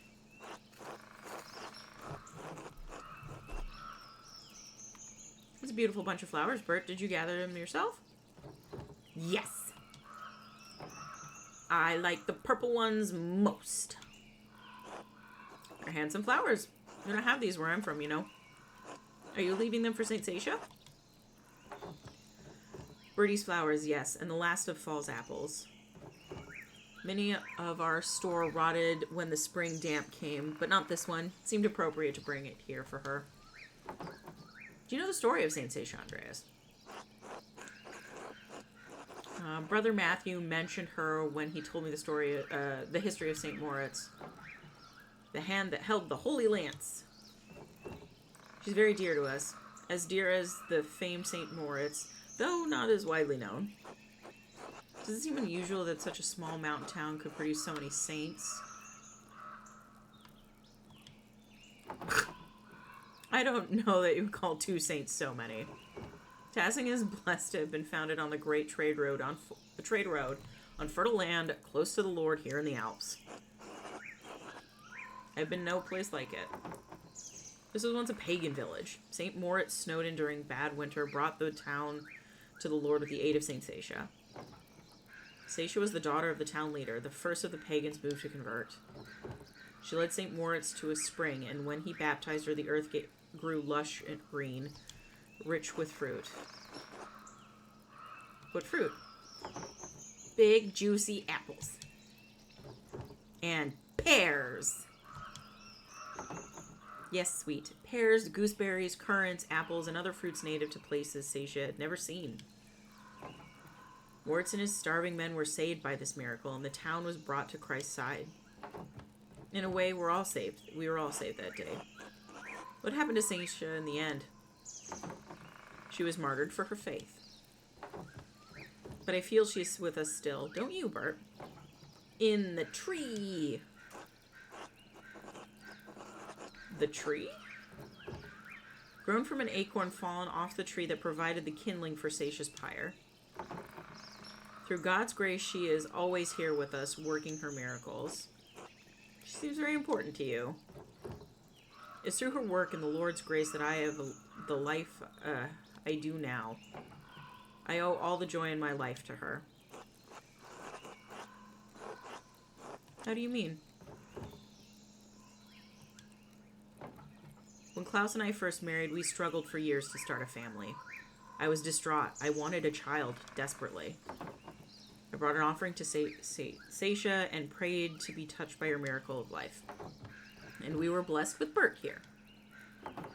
I came from the tree! That explains your wild disposition. My little scamp. It's been some years since his birth, and we are struggling again. I am hoping that Sasha and the Lord will once again bless us with a child. Perhaps a daughter. I hope that for you and Klaus as well, Marie, you are wonderful parents. The Lord... No, I'm not saying that. Thank you, Andreas. You're a good man and a good friend to my husband.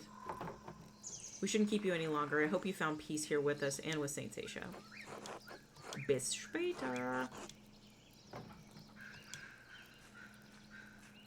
The art in this is so good. I love it so much. He likes the purple ones the best. He came from the tree. Out of context, what a funny thing for him to say. Maybe Otto will talk. No, Otto will not talk to me. He's fishing.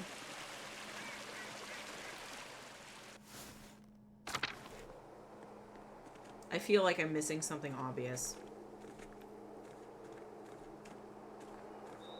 And it's making me feel dumb. And I feel like I've made no progress. Other than just having time move forward.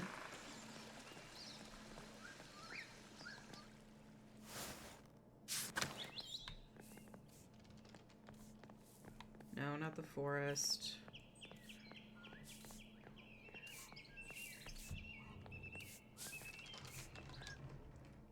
I need information on the widow. Good day, Andreas, but I fear that would be a lie. Has something happened? Martin's gone missing. Kat is beside herself. Sorry to hear that. Do you know where he's gone? I don't know, but Kat might know. He speaks more to her than he does to me, even though I'm his wife. I'm sorry. They've always been close. They've had to endure, well, to endure France. Yes, you shared a table with us. You understand. France is a difficult man and very hard on Martin. It's made him difficult, too. So difficult that he could commit a murder? No. There's a storm cloud over Martin, but it only rains on him. He would never hurt someone. I can't imagine it. What are you talking about? Idle question. Sorry to have disturbed you. She knows I lied. I should probably get back to my chores. France will be angry if he sees me shirking. Or talking to an unmarried man. Of course, God willing, Martin will come soon. He will. I trust in Providence. Be well, Andres. Be well, Brigitte.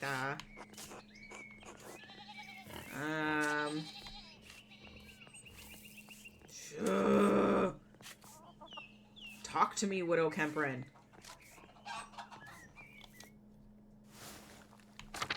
Please talk to me.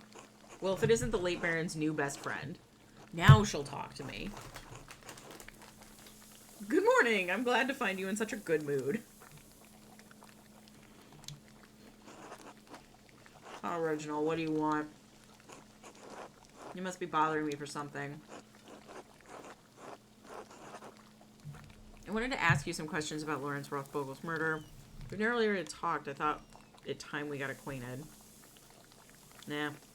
Not the first time Perch has answered my call. You want to know what I think? I'm glad he's dead. I hope whoever killed him gets the abbot next. Maybe burns that entire abbey to the ground. And that's all I have to say about that.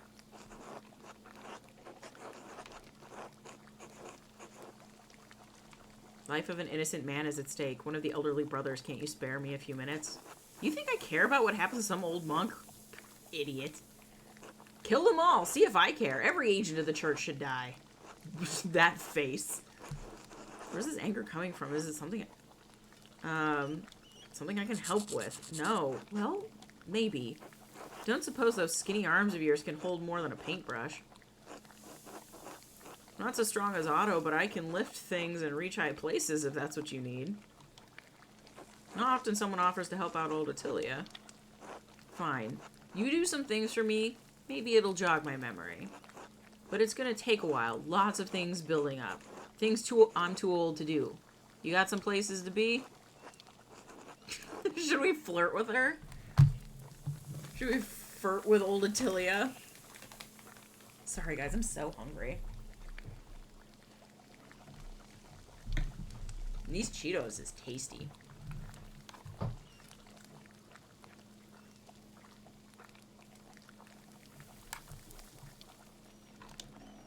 Follow me then. Yeah, we'll wink at her. Handsome young men think they're so smart and clever, like I can't see right through them. She's so mad at me. Been needing to collect some firewood, but I haven't been able to muster the energy. Gather some sticks then. No questions. Good. Stick. God, you're slow. Come on. We got places to be.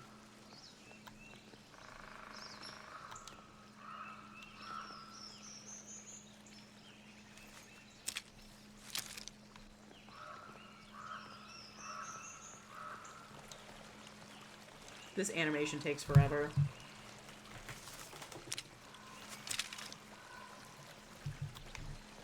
Come on, come on, come on.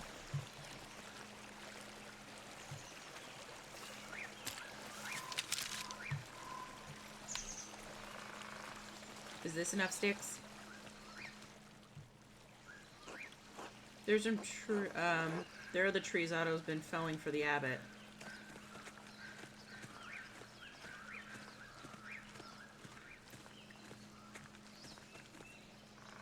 Break off the branch there, that big one.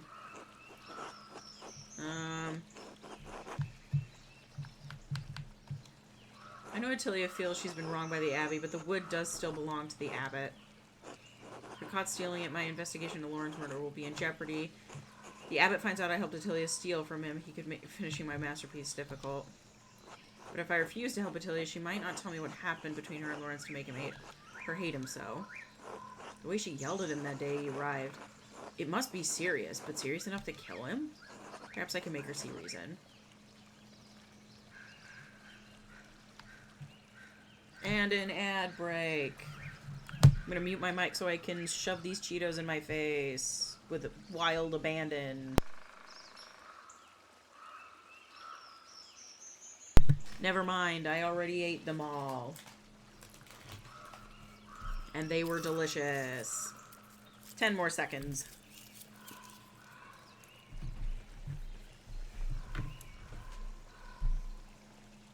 Yummy, yummy.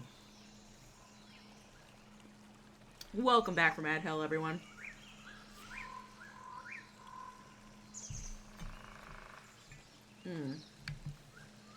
These trees belong to the abbot. I can't rest being caught stealing from him. This is our forest. The people of Tassing were here before the abbey was.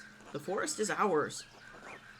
Just because some piece of paper somewhere says this land belongs to church, we can't use it? The people who care for it? Fuck the church. Fuck the abbey. This land is ours, and damn them all to hell. Oh, God damn it, Andreas. I'm making all the wrong decisions. Don't tell her that, because she does not care that guy is dead.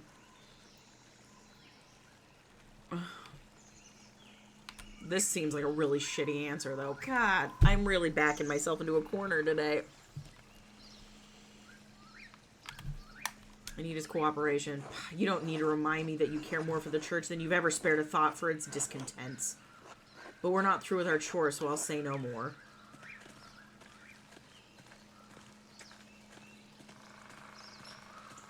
I keep getting put in what feels like impossible situations.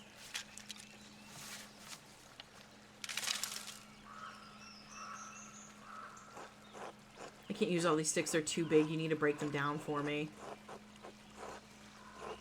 For a common lady, you certainly have been of a noble woman. Sure, I'll break the sticks. I need the right side at a certain length, so break them and forget the leftover scrap.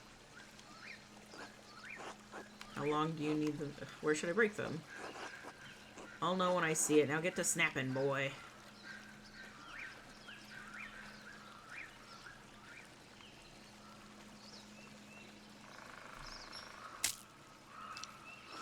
Need those smaller so they'll fit in my hearth, Andreas. Okay, so not... How about there? Fine. Okay.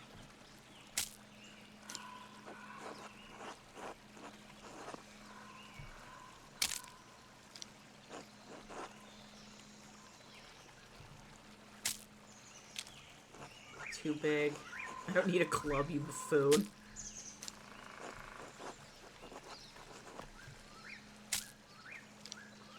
God damn it!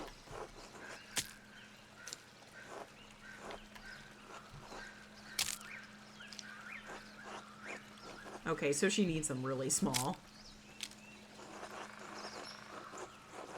No, what are you talking about? Now come help me back at the house.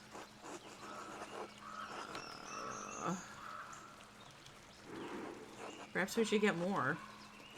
It'll have to be, won't it? Unless you mean to come around again. I'm an old woman living alone and summer is coming. Soon I'll only need fuel for cooking, not warmth. Don't worry yourself, boy. I'll be fine.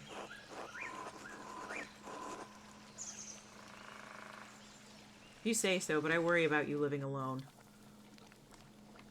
Okay. What else do you want from me? I have mementos from Ranning here.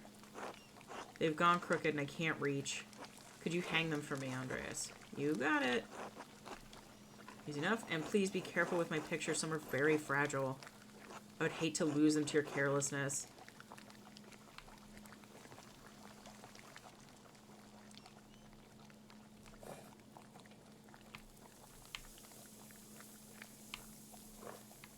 Come on.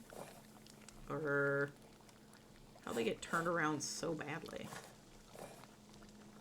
Come on.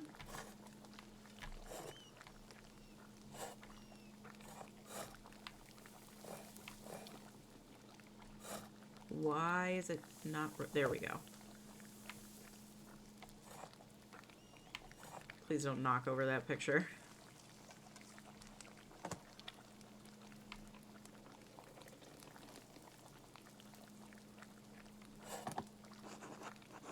I think you could hang those papers on the table. I can't reach.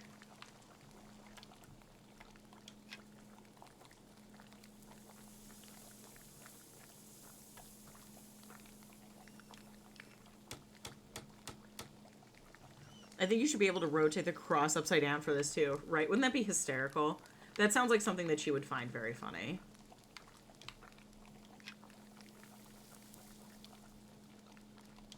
I'm surprised she has one. There you go. That looks alright. Thank you for hanging those. Just one thing. Remove the cross. There we go. You sure about that? Don't you gainsay me, boy.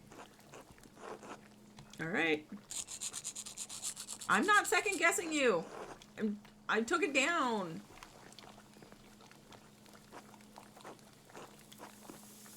I'm assuming she didn't mean for me to hang this note.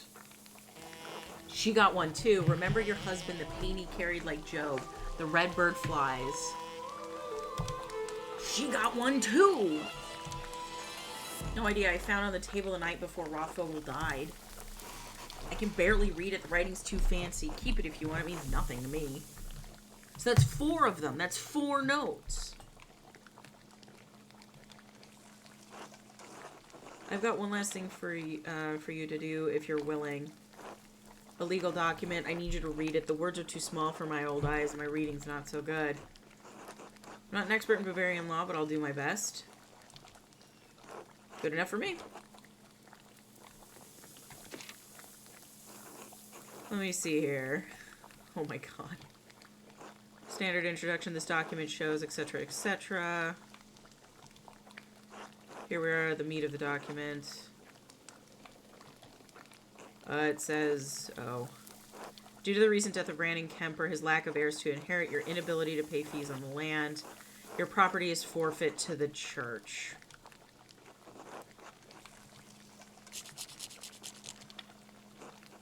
That devil, that monster, this is all the fault of Lawrence Rothvogel.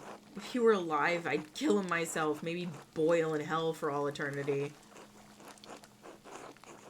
Your hatred of the church, did you know this would happen? I think it's time you tell me. You think I'm stupid? It was inevitable. What happened with the Baron? Ranning, my husband, he caught that Rothvogel devil riding through our property and told him rightly to leave. The Baron beat my Ranning for him, beat him so savagely he took a cane to walk. Even his breathing pained him.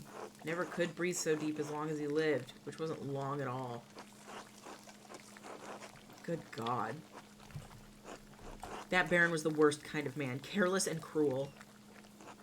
He could beat my Ranning and suffer no consequences, so we did. We were not even so low as animals to him. We were furniture. And I knew after Ranning died, the church would try to take what little I had left. This document only confirms it. All because of Lawrence Rothvogel.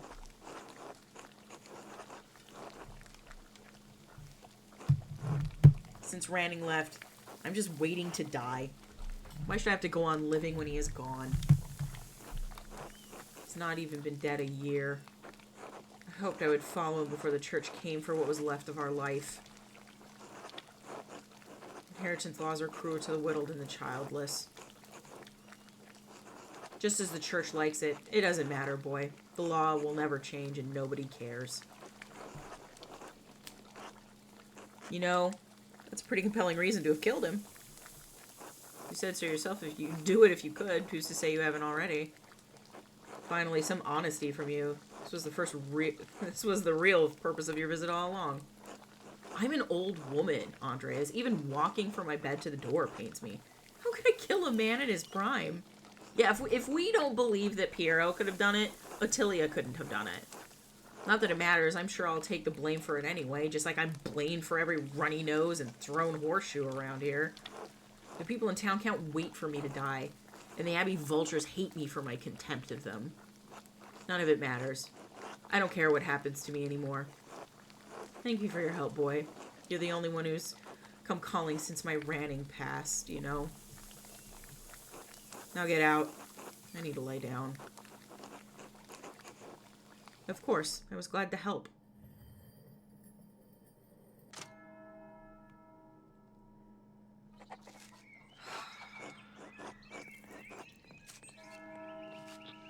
Jeez, if she'd eat with me, I'd eat with her.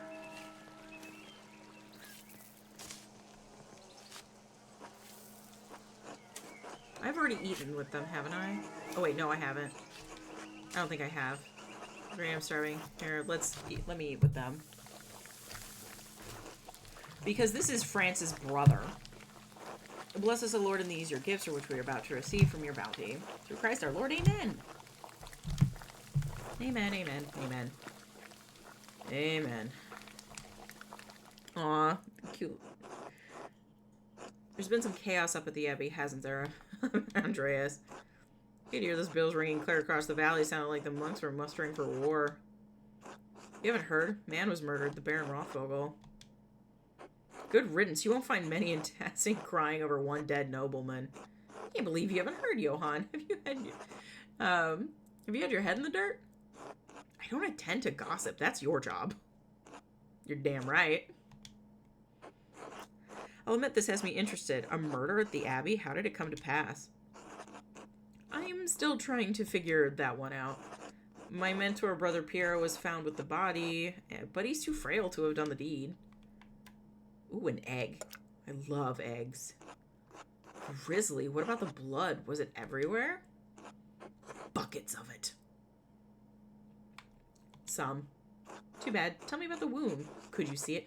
She is so curious. Jesus, Mom. I'm only curious. It's not every day a man's murdered in broad daylight. What if I needed to protect myself? You're being weird, Mom. Weird and drunk. Uh-huh. Do you have any idea who might have done the deed if not this Brother Piero? The Baron had many enemies in town and at the Abbey. Scandalous to think that any Tassing resident might be the murderer. Don't say that! Buck up, son. A noble killer won't take an interest in you. Hey, what's that supposed to mean? We are not noble.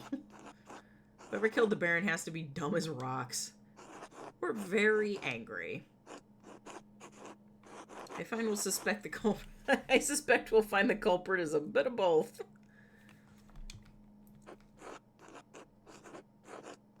Does anyone come to mind, Johann? No, and I wouldn't tell you if they did. No good can come of whatever it is you're up to, Andreas. Whoa, now. Once the church and the nobility get involved, all the peasants are gonna eat this shit. all the peasants are gonna eat his shit. From one end or the other. It doesn't matter which. Gross, Dad.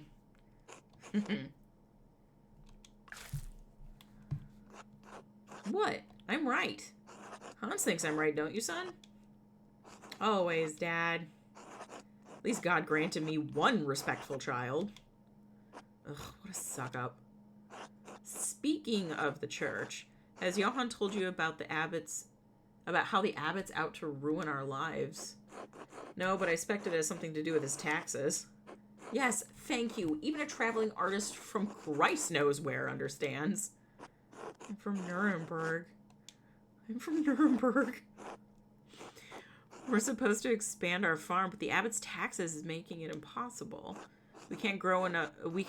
Can't grow enough. Barely to feed ourselves, pay the miller's toll, and give the abbey its due. It's not Christian. It's not the way that the rest of you and the rest of the farmers are treated. That's right.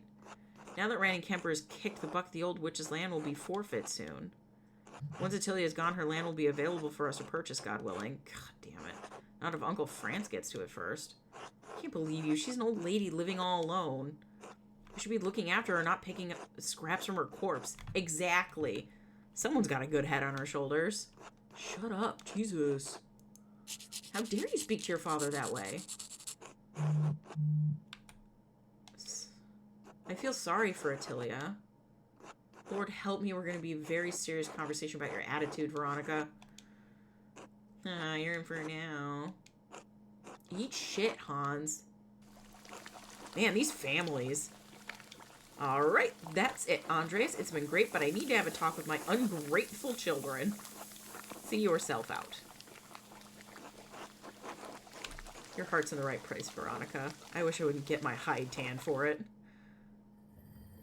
I have to go talk to... Jacob has arrived. I need to go to the chapter house to meet with the Archdeacon now. Wish me luck, everyone. I have a lot of information. And none of it feels like it matters. It doesn't feel like it's going to be enough.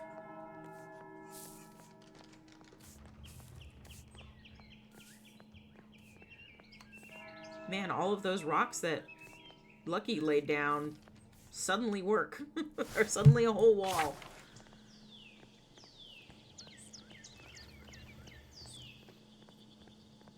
Like, I know so much about this town and this abbey now.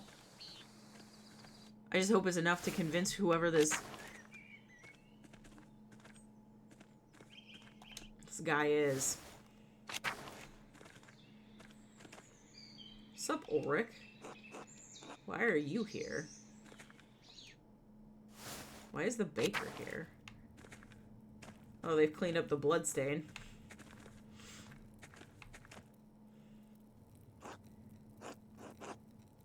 Oh, at least,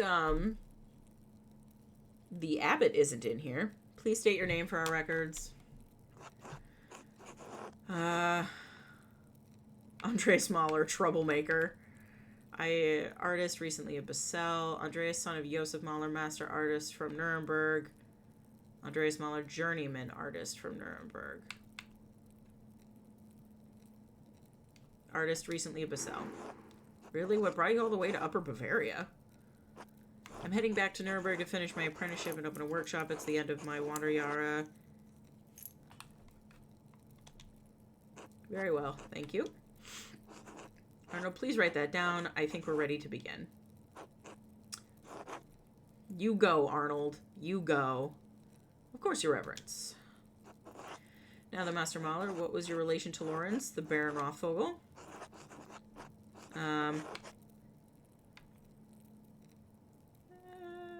I only knew him for a day, but we were on friendly terms. Incidental acquaintances, nothing more. I only knew him for a day, but we were on friendly terms. I'm wearing his pin. Do you feel you had a sense of him as a person? Yes, Your Reverence. How would you characterize him? Fine man, lover of art and knowledge, confident, overbearing, used to getting what he wants, a nobleman for all the good and ill that goes along with that title.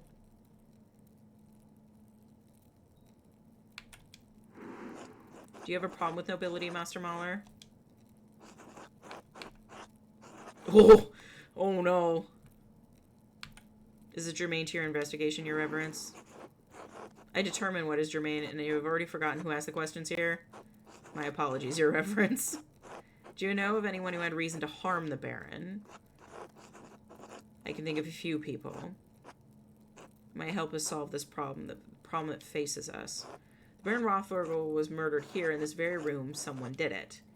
Father Gernot believes it was one of his monks, Brother Piero. I have met with Brother Piero and questioned him at length.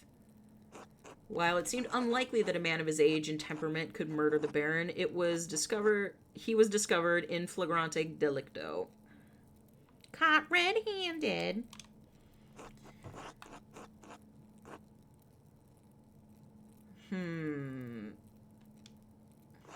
Pierre had reasons to resent the Baron, the loss of his work, the insistence on discussing the writings of the troublemaker from Wittenberg. And as for his age and infirmity, I myself have read many cases in which a man of modest strength succumbs to the temptations of the devil. When seized by devilish fever, the poor sinner gains an infernal power that allows him to inflict grievous wounds, sometimes fatal. What I am saying is that in spite of the curious circumstances, Brother Piero is the most plausible perpetrator of the most vile act. I understand that you are on friendly terms with Brother Piero. You also interacted with the Baron both in town and the Abbey. Did you witness anything that suggests someone else could have murdered Baron Rothvogel?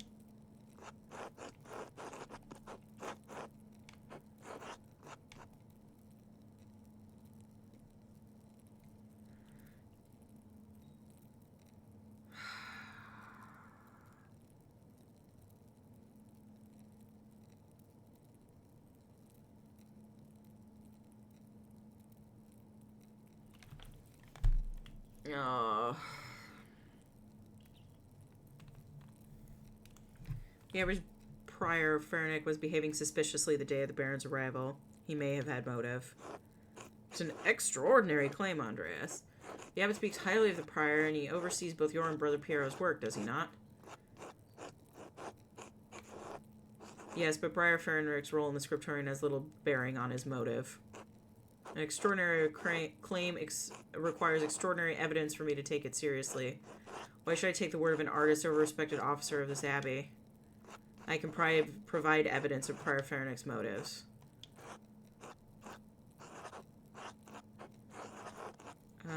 Baron Rothvogel and Prior Fenrir were exchanging letters about performing magic rituals during the Baron's visit.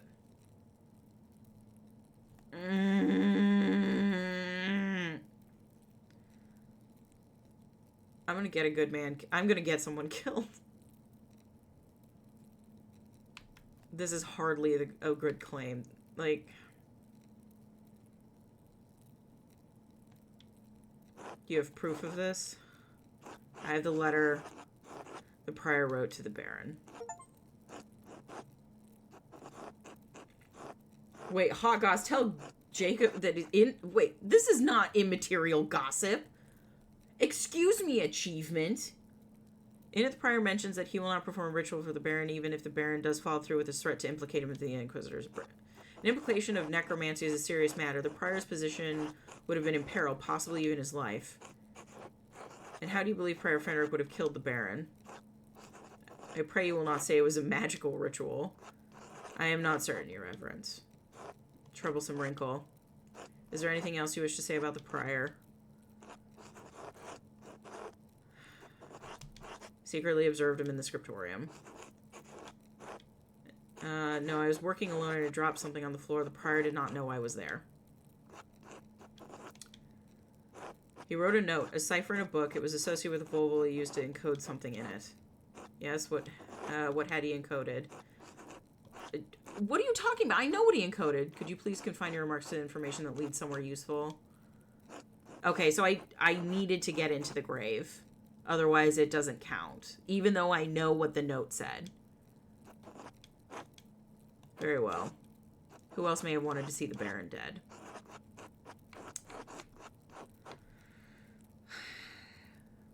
The widow in Tassing. The Baron was responsible for the death of her husband. Responsible how? Years ago, when the Baron visited Tassing, he quarreled with Renning-Kemper. The two came to blows. According to the widow, the Baron beat Ranning so severely he never fully healed from the injuries. He died not long ago, and their home is in legal jeopardy. The widow held the Baron responsible for all of this. And how do you propose the woman killed the Baron? I don't know. He was not in the prime of his life, but certainly a robust man by all accounts. Even a healthy man can be killed by a blow to the back of the head. Yes, but with what?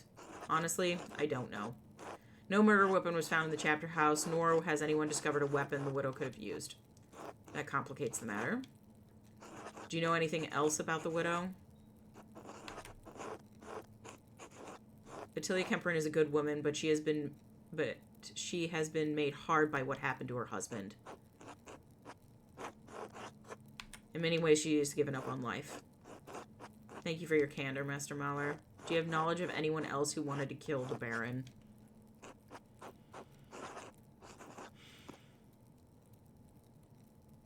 Lucky Steinauer argued with the Baron. Who's Lucky Steinauer? I don't believe his name came up during our questioning. The town stonemason. Alright, what's the connection between the stonemason and nobleman from Worms? I and at least 3 farmers in the village saw Lucky arguing with the Baron when he came to town. About what? No clue. But the argument was heated. Hetty and Veronica Baron witnessed it. You mentioned a third witness. Yes, Martin Bauer, unfortunately. Yes, the boy fled. Still, we'll question the women about what they saw.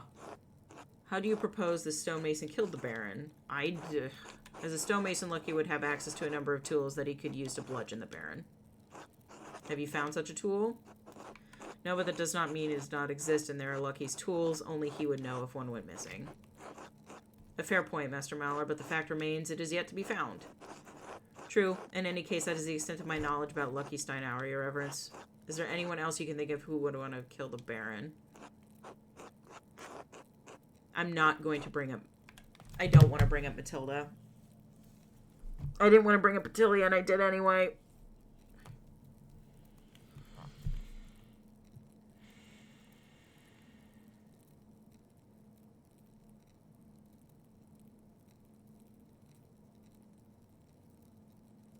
And I can't, like...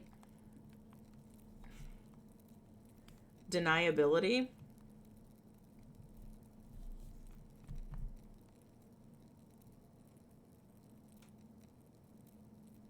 It doesn't damn them. Well, but it does bring up what happened and the details that Cecilia specifically went to lengths to make sure didn't come out. But she did say when we talked that it may not matter. And Woslav specifically asked me not to also.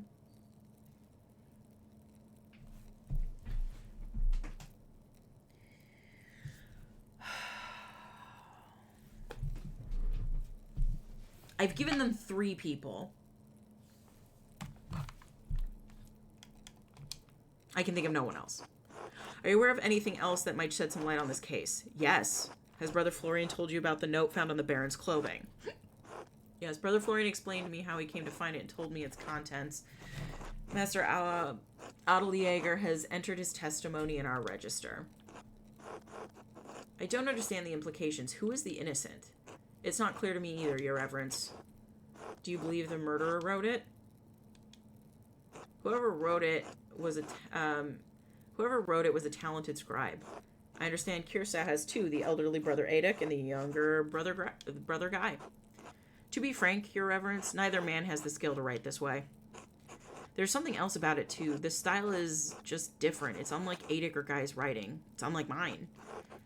Yes, well, whatever the particulars, it seems to remain a mystery that stands apart from the commission of the murderer. Unfortunately, there's more to tell. I've found more notes. Notes written the same hand on the same type of parchment to those who had motive to kill the Baron. That is deeply troubling, but again, beyond the bounds of my investigation. In any case, I thank you for bringing it to my attention. Of course, Your Reverence. Thank you again for your time, Master Mahler.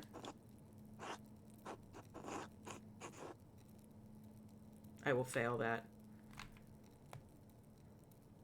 Of course, Your Reverence. Final day of law and judgment. Oh no.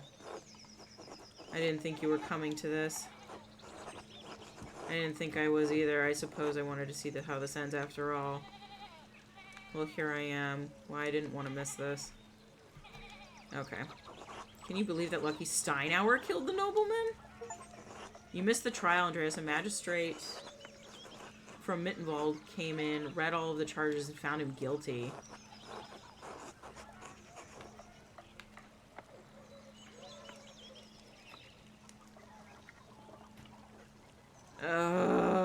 Okay. Shit.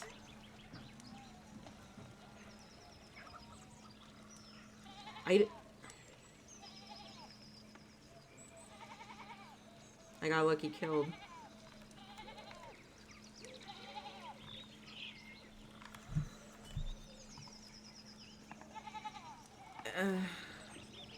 Whether we believe it or not, the magistrate was convinced. I can't remember the last time there was an execution in Tassing. Oh, here comes the procession. Did I miss anything? No, you're fine. Andreas. Otto. I had the most information on Lucky, I guess. Like, the most logic that could be used for it. Agnes de Quitolis pecta mundi miserere nobis. Agnes de Quitolis pecta mundi miserere nobis. Shut up, Matthew. We know you didn't do it, Lucky. See you in hell, Stonemason. Shut your mouth, Muller. Silence, silence. I order the executioner to carry out his duty. I warn him peace and safe conduct, whatever may befall him. God damn it. Lord, into your hands I commit my spirit.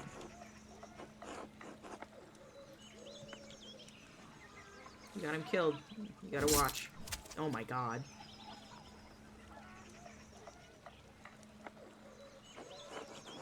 My Lord Judge, have I executed well? You have executed as judgment and law have required. For that I thank God, my master, who has taught me such art.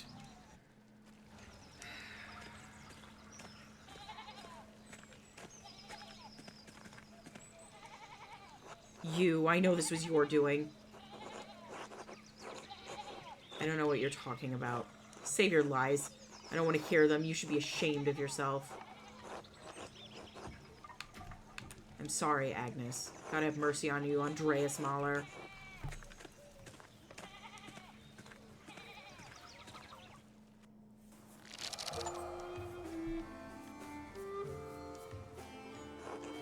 Andreas, has the time for you come to leave us? I'm afraid so, Brother Piero. This is sad parting, but inevitable. I had hoped you'd stay a bit longer. But the world needs you more than Curacao does.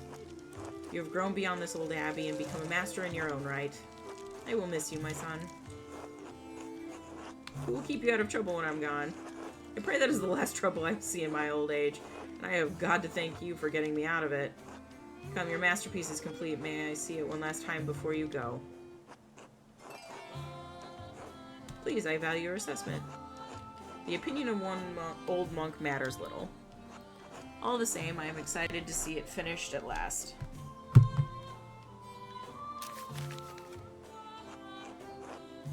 It's a masterpiece, truly worthy of the word. And it appears you took my advice to heart. What advice was that? To put yourself in the work, not just to interpret another artist's work, but to transform it into something true. This shows the world as it is, as you've seen it, even if it's not what we may want to see. Though it is not my place to say, I am so proud of you, Andreas.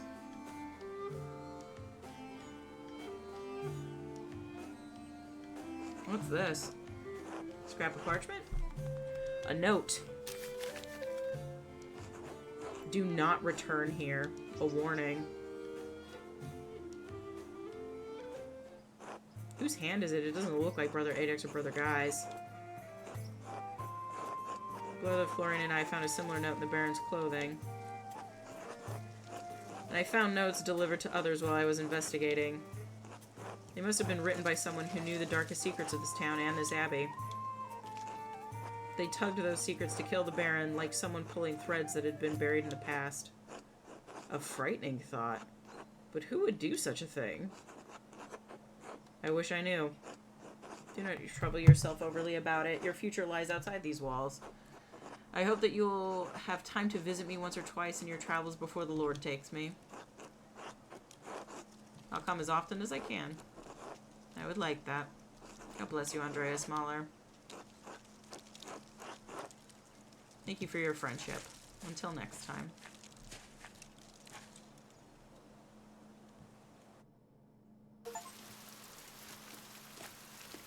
I finished Act 1. Oh, are you alright, Master Andreas? What? Are you alright, Master Andreas? Yes, thank you. I was just remembering him. Trying to, anyway. It doesn't come easily anymore. Oh, would you like me to leave you alone? No, no, Casper, it's not necessary. There's nothing to be done about it now. It's too late. Like so many things. Andreas Mahler, I never expected to see your face here again. Have you been in Nuremberg these last 7 years? No, Nuremberg for a few years, but I received some lucrative commissions abroad. Oh, I get to add to my background now in the next act. Andreas knows some Polish, bits of Czech, Hungarian, and can reference cultural touchstones from Krakow, Prague, and Buda. Yeah, the time skip. England. Andreas knows some English and can reference cultural touchstones from London and other parts of Britain. Andreas knows French and can reference... Aaron knows some Spanish and a bit of Arabic. Let's do France. I spent a few years in France and Burgundy painting portraits and religious paintings for nobles and courtiers. Did you visit Provence? Only briefly for a commission. Why? When King Louis expelled the Jews from the region some years ago, a number chose to convert and remain. So the king taxed them into misery. I wonder if the tax yet persisted. I have no idea. I'm surprised you care at all. Well, I'm not about to leap into a fire to save anyone, but I don't think it's right what's happened to them. In any case, it seems time and fortune have been kind to you. I apologize for not writing ahead of time. My mind has been distracted. Sorry to drop in unannounced. I wasn't planned. I was just passing through. I suppose 7 years has been a long time. Sorry I didn't write ahead. Well, your distraction has become a responsibility, I suppose.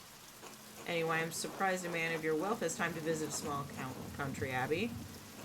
Even so, you should watch your carousing on this visit. The abbot's tolerance for excess is less than it once was. There it is, Casper. Brother Guy has a spirit as bitter as a lemon and as sour as old milk. You would too if you were trapped in this drafty old pile of rubble. If you'll follow me, I'll show you to the guest house. Your boy may stay as well, of course. Many thanks. Lead the way.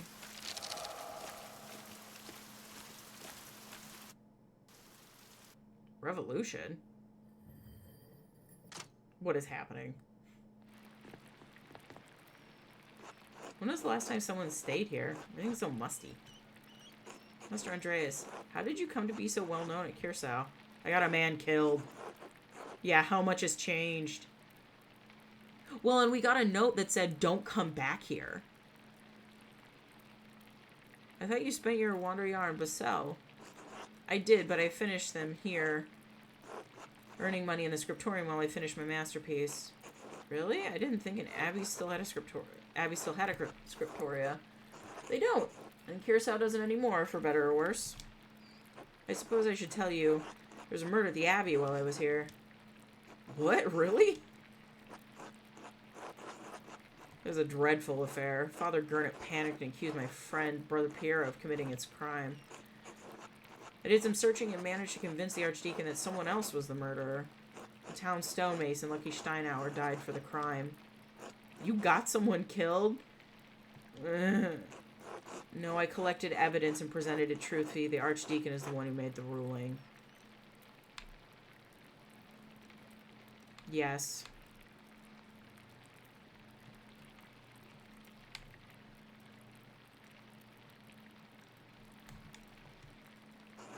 I had no idea you were involved in something so exciting. Why didn't you mention it before? It must have been a terrible situation to be in.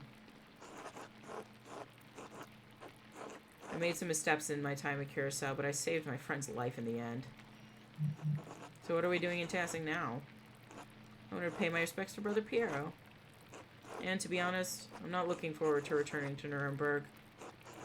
This commission, it's an obscene vanity piece under the pretext of a religious scene.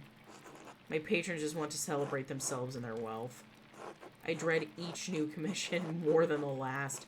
Every step I take towards home is agonizing. Master, you're famous and rich. Your work is wonderful. When I saw your altarpiece in Nuremberg, I begged my father to help me become your apprentice. I don't understand how you could accomplish all that you have and be unhappy. I know it must be hard to believe. I was once very much like you. All that I have accomplished is my work, yes. Now I am left hollow with nothing else left. I thought I wanted to be like my father, like my brothers. I thought that was my dream. I know. It must be hard to believe. I was once very much like you. Once I wanted this life so much that it consumed my every waking thought. I don't know if I've changed or if what I wanted was ever really real.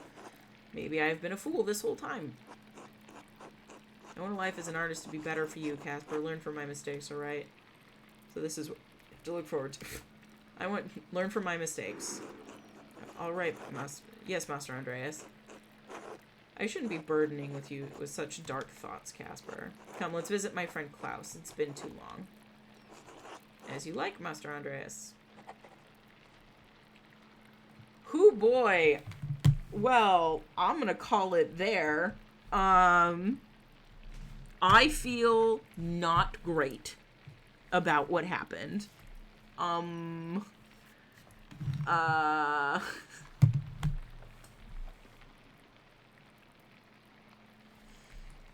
It's tough. Like, you don't have a lot of time and you can't investigate everything. Which makes sense. and you're kind of stuck making what is potentially decisions and giving evidence that you're not happy with. Based on what we did investigate, as circumstantial as it might be, because we never found out truly what motive was, of the people available, I still think Faranick was probably the one who did it. Not Lucky. But someone is behind the scenes manipulating a lot of stuff, and I bet that person is still alive. And we're gonna get another note from them, because we directly, if they're still alive, I should say if they're still alive, because we've directly gone against what they said in the note that we got before we left. So, well, I have to admit, I was so involved with what ended up being the first act that I completely forgot that there's going to be more to this game. I was like, shit, does this just end with Lucky dying? That sucks. I hate that. But it does not. But we're going to have to live with the decisions that we've made, which is kind of the theme of one of the themes of the game. I'm excited is probably the wrong word, but I am anxious to see what happens now.